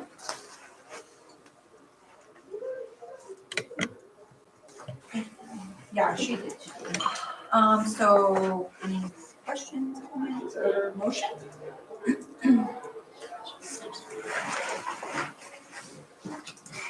I move we approve the purchase of the Ames 453 math, Forest 3 math training. Okay, we have a motion on the floor. Do we have a second? Second. Okay, all in favor? Thank you, and I think that'll be good to have. Yeah, it's a really Get good a, training. like a lot more bang for your buck, honestly. Good. Item F, approval of the P card vendor. There's a resolution in your packet that'll need a signature. I'm interested, right now we use Bank of America as our P card vendor. We've used them for a decade, if not longer. There's a program through Illinois ASBO and the Bank of Montreal that offers a reward based on payment times, things like that. So it could, as much as we use the card, it can generate a little bit of revenue for us. So that's what that's about. So on this P card stuff, is there policies already in place for all that, or? Yeah, yes, so we've been using the purchasing, it's a Visa, Yes. but for our purposes, it's a purchasing card. So we have the same policy procedures as we do with any purchase. Our staff must have a PO in place before they can use the P card. No, they're not just given a card and allowed to charge. So they have to have a purchase order in place. The PO indicates where they're gonna use it, which just helps us in reconciling. When that purchase order is approved, then they can take that and check out a card from the building secretary or from our office. And then they sign their life away too. A whole lot of things, if you pay tax, if you, Candace is nodding her head. All these things, and it says on there too, if you don't turn in a receipt, you're authorizing us to take this out of your paycheck. We've never had to do that. People are really good. So they'll be preloaded to the amount? It's not preloaded. We do have a credit limit on there. Okay. We've tried both ways. 100 years ago, we tried the whole, because some schools do individual names. That was a nightmare. We have cards in Dexter Middle School, Dexter Federal Programs, Dexter Maintenance, things like that. Is there any fees incurred with dropping of one and picking up? No fees. But just to add, they are tied to the amount that's encumbered on the purchase order. So even though the card has larger purchasing power, those of us that use the P card know you do not go over the amount that's on that PO. So lots of checks and balances in place. It's a pretty good process. Just curious. No, please ask. And my apologies. I mean, you're new and we're. Yeah, it's all happening so fast. You can slow down.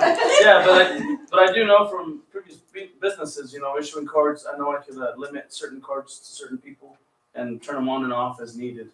Yeah, and we can do that.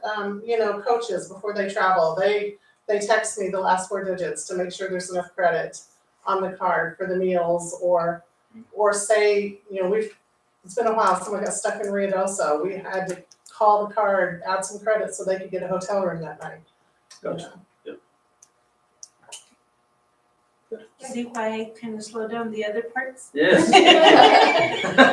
Yes, please ask.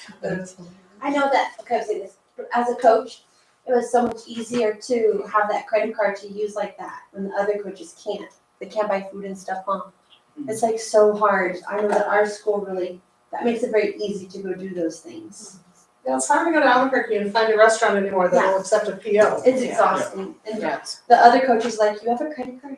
They're like, whoa. It's much easier than other schools have. So for discussion, okay, go ahead, Ms. White. I would like to move to approve the P card vendor. Okay, we have a motion on the floor for the P card vendor. Do we have a second? Second. Okay, all in favor? Aye. Aye. So the Bank of Montreal and some rewards, it sounds like. Yeah, that's what we're interested in, generating a little bit of revenue to help us out. And Bank of America doesn't offer anything like that. Not the program we're in. I know, we got on board early. I'm pretty certain that other programs do now, but we just had this opportunity to hear about this one. I attended a webinar on it, and we're gonna give it a shot. Ooh, we have approval of calendar for 25-26 school year. The biggest changes you'll see on there obviously is the dates and days change, but the only things that at least jumped out at me when we got all the feedback from the staff and the administrative team was that we cut out remote days. You all are familiar from the days of COVID, and remote days, although convenient for a school district, for example, if we have a snow day and we call it a remote day, means we don't have to make it up. The reality is very little academics going on during a remote day. We need to do a better job of that, but one of the best jobs we can do is not have any, and the kids will be in school. So that's the biggest change. So are there extra days built into this calendar in case we have snow day? Okay, we are going to school more hours than is required. The days of having hours to cover a snow day went away, I think 2 years now. We've been paid for days over 180. So now that comes through the funding formula. We get paid, we're funded for any days in our calendar over 180 days. Therefore, it doesn't matter if we do have a snow day and we have hours, yeah, but they'll dock us that day. So that's not an option anymore. Our students do attend more than the required hours. So in years past, the staff had input on like several different calendars. Did we do that this year? Yeah, we've probably sent out 6 or 8 different versions based on input, and then we took all that into consideration and made some adjustments. The calendar is very similar to this year, other than the biggest change, and you correct me if I'm wrong, Jeannie, but the remote days, we cut those out, and we tried to maximize kids' days in class. So how Well, and many, we spread out the PD days as well, because last year's calendar had them all up front. So we spread them out throughout the year. Because principals, I feel their input was that they needed those days throughout the year. Because before it was like right at the beginning, right, and it was all. Yeah. Okay. Yeah. I guess go ahead, Mr. Delavos. so yeah, how many remote dates are we talking about? We don't have any in that calendar, but No, but that got cut out. this year, just one. Was it 1 or I thought it was 2. Just one, and I Just think one. I Dr. see. Graves was gonna talk to y'all about that specifically, outside of this action item. But this is the first year a remote day was put in the calendar, this current school year. I see. That had never happened before. It's Easter Monday, right? It's good to What it winds up being, it's politically not correct, but just a vacation day, and we're gonna go to school. And so we're not including Easter Monday. Not at this time. And I'm seeing teachers will have to come back after Memorial Day as well. Yes. And you've had staff input on this. Yes. I mean, they're in favor of it. I'm not gonna say that, let me put it this way. They've had an opportunity to provide input and have not provided any in terms of those days. Some will like it, some will not. But I guess as we discussed numerous times, we're here about kids and their education. That's gotta come first. The calendar's for the kids, not for the staff, in terms of the best interest. with this, does it impact like budget on staff salaries and stuff at all? No, because it is the same number of staff days. If we were to increase staff days or decrease, it would have to be adjusted.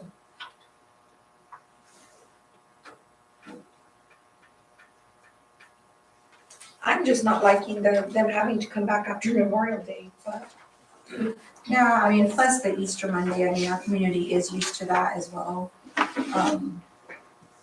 If we take off Easter Monday, then they'll have to come back another day. So it'd be 2 days after Memorial Day. Or start earlier.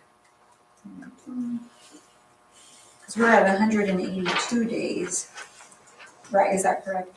91, I mean, and it's split evenly, 91 and 91, it looks like. And we're starting August 1st. August 1. Student orientation until the 31st.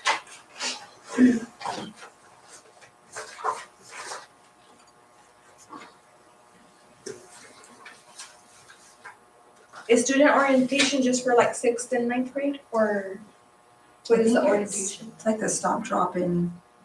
Oh, okay. Not really. It's not for It's pre-K through all. the orientation. Oh.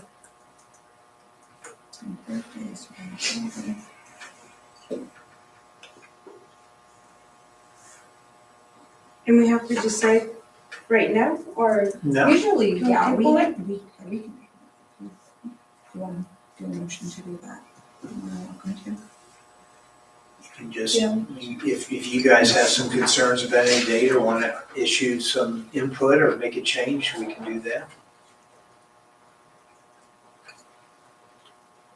I would like to make a motion to table it if everybody's okay with it. We have a motion to table, do we have a second? I'll second that. Okay, we have a motion and a second to table the 25-26 school year calendar, all in favor? Aye. Would you like me to put that on the agenda for next month with the possible changes that you guys suggest? Yes. Maybe just like at least another option, just to see multiple options. Or if you would let us see what options you had on the table, please. Yeah, okay. Just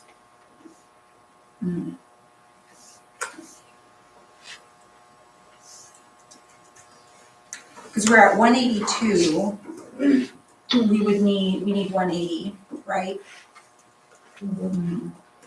But just keep in So mind, if if we we- go if down we to take off 180, we're those 2 decreasing. days- Yeah, no, we don't, that's right now. I mean, we need wiggle room, obviously, because we. So, well, and that affects funding too, right? So much work goes into these calendars. I appreciate that you guys have worked so hard on it. Well, we tried to get it out early. I think last year was relatively late and you're scrambling to have to approve it. So now it's early and, table it. If you guys got some suggestions, we'll look at it. One thing I found over my years in education, I'm sure you guys feel the same way. Schedules and calendars, everybody's got an opinion. Oh, yeah. well, and I think it'd be helpful too to just get like the statutes attached to those, so we know, right? Like this is the amount of PD that teachers are required, this is the amount of days and hours that students are required, and that way we know what we're How bound about to. if I send those statutes out with a copy of this to you electronically, so you'll have it, and then you can look at it as you want to make your changes? Yes, please. And that way we can tie it together. Okay, so that has been tabled. Okay, item 7A, approval of December bills and payroll. Any discussion, questions?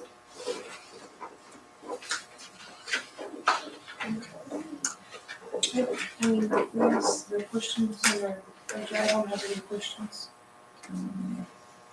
If you don't have questions, I move we approve the December bills and payroll. Okay, we have a motion on the floor, do we have a second? I'll second. All in favor? Aye. Aye. Okay, presentation of the bars, budget adjustments and transfers. You just have 3 in their transfers. If you have a question, I'm happy to answer them.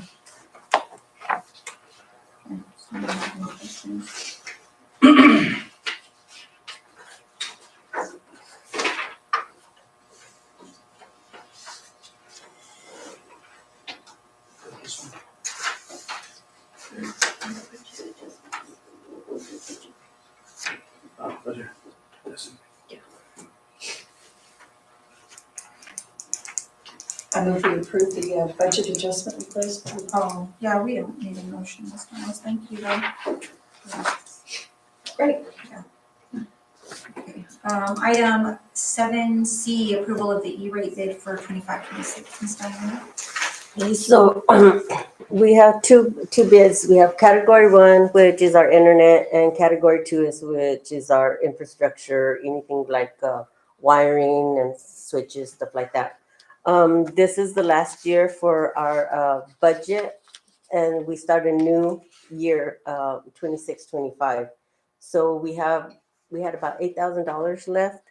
And so I went ahead and asked for internet access on buses. And that includes activity buses. So that way, if students are traveling far, whatever, they'll have internet access. They can still have do their homework, things like that. I was told that we have like 15 buses. That's including the activity buses.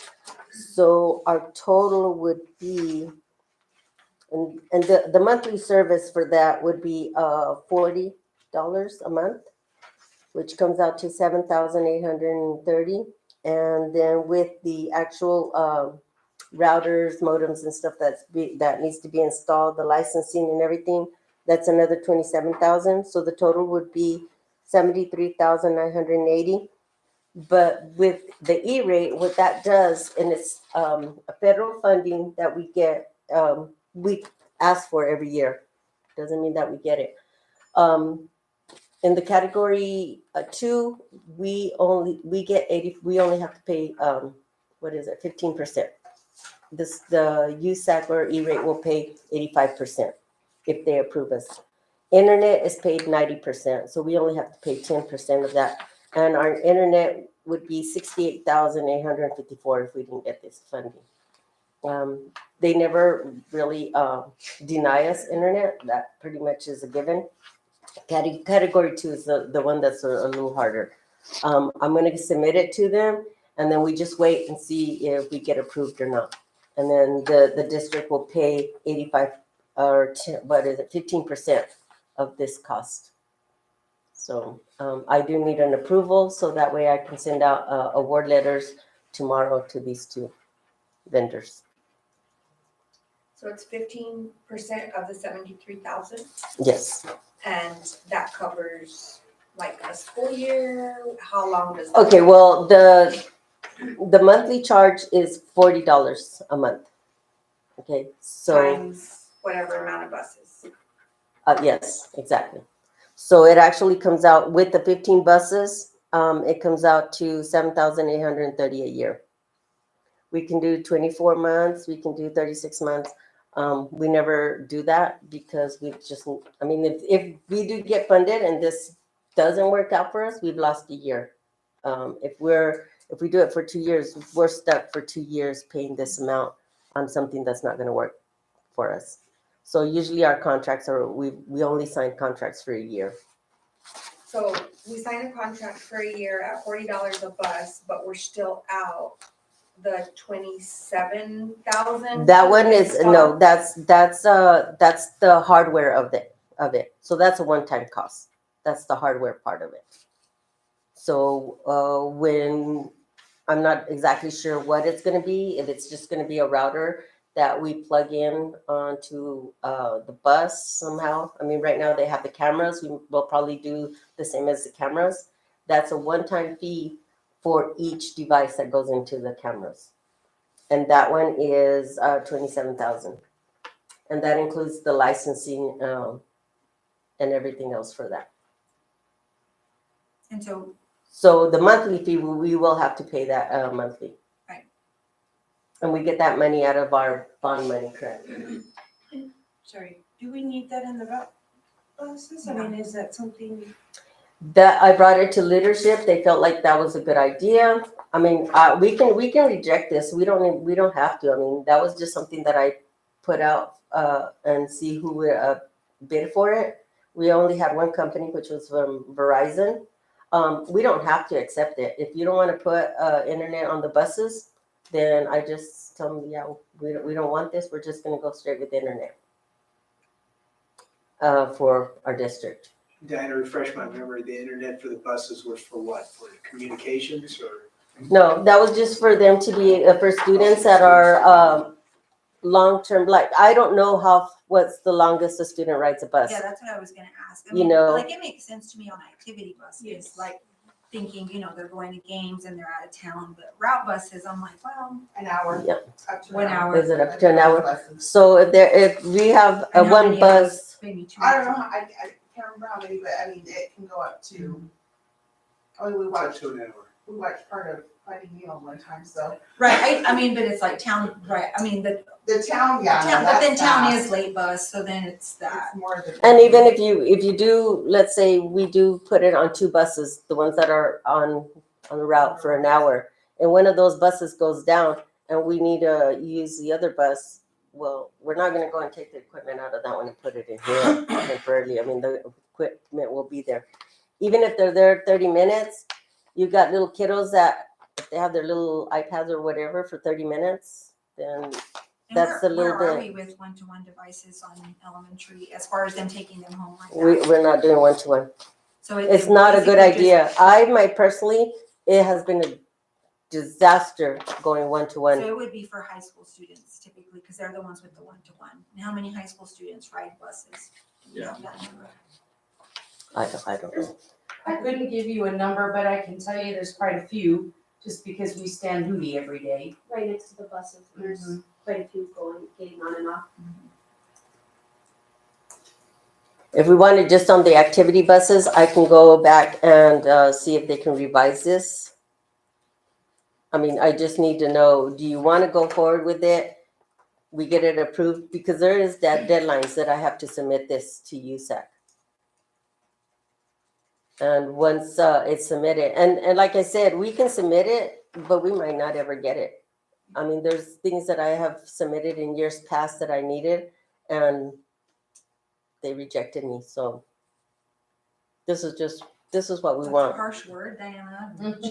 Well, they did, they said, no, you can't have it. I was like, I'm a harsh person, sorry, that's just who I am.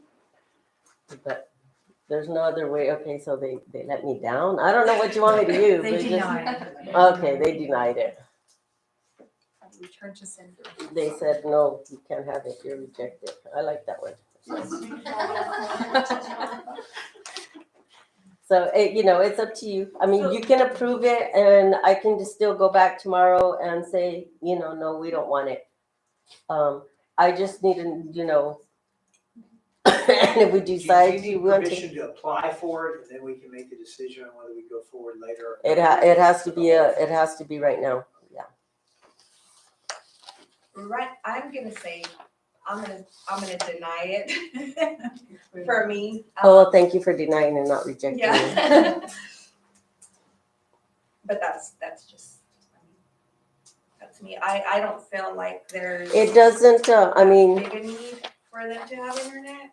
And myself, I would say for activity buses, I think that's super beneficial on activity trips, just because sports, kids need it so bad.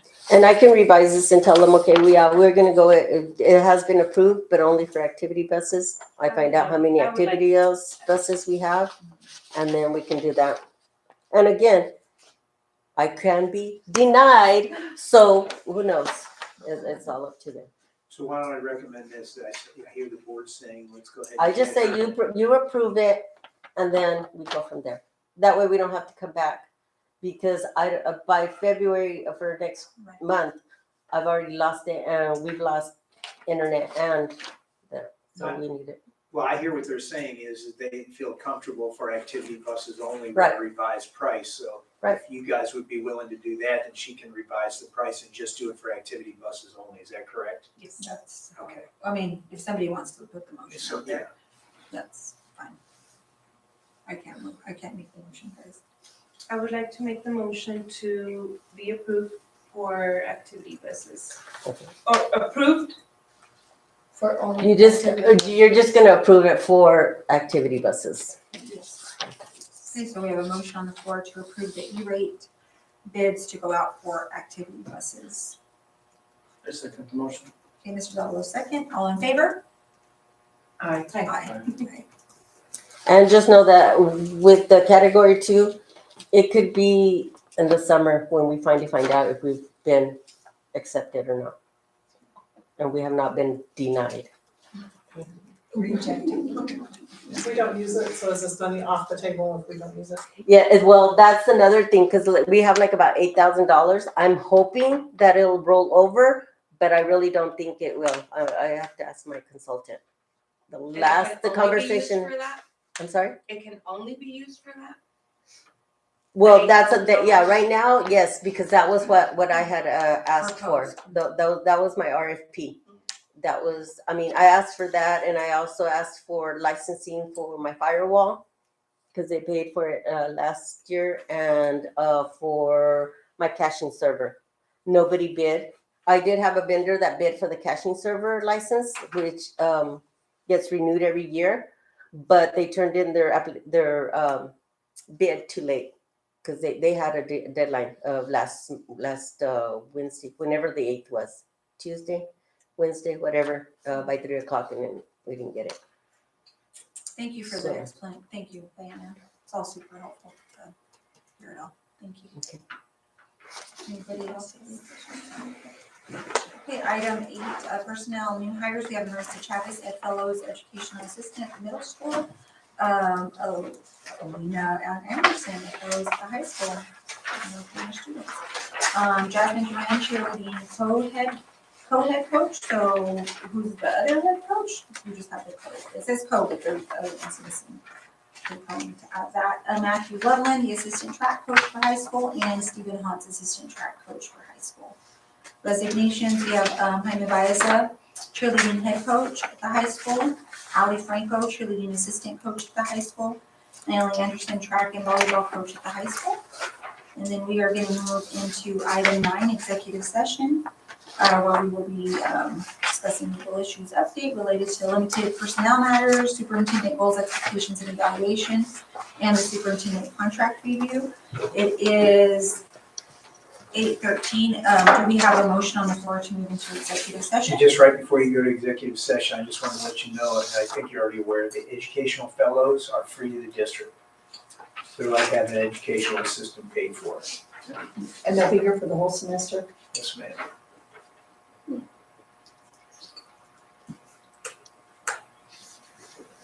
Do we have a motion on the floor to move into executive session? I would like to make a motion to move to executive session. Okay, Ms. Segovia has made a motion to move into executive session. Do we have a second? Second.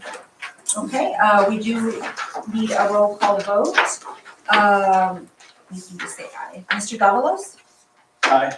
Ms. Lopez? Aye. Ms. Miles? Aye. Ms. Segovia? Aye.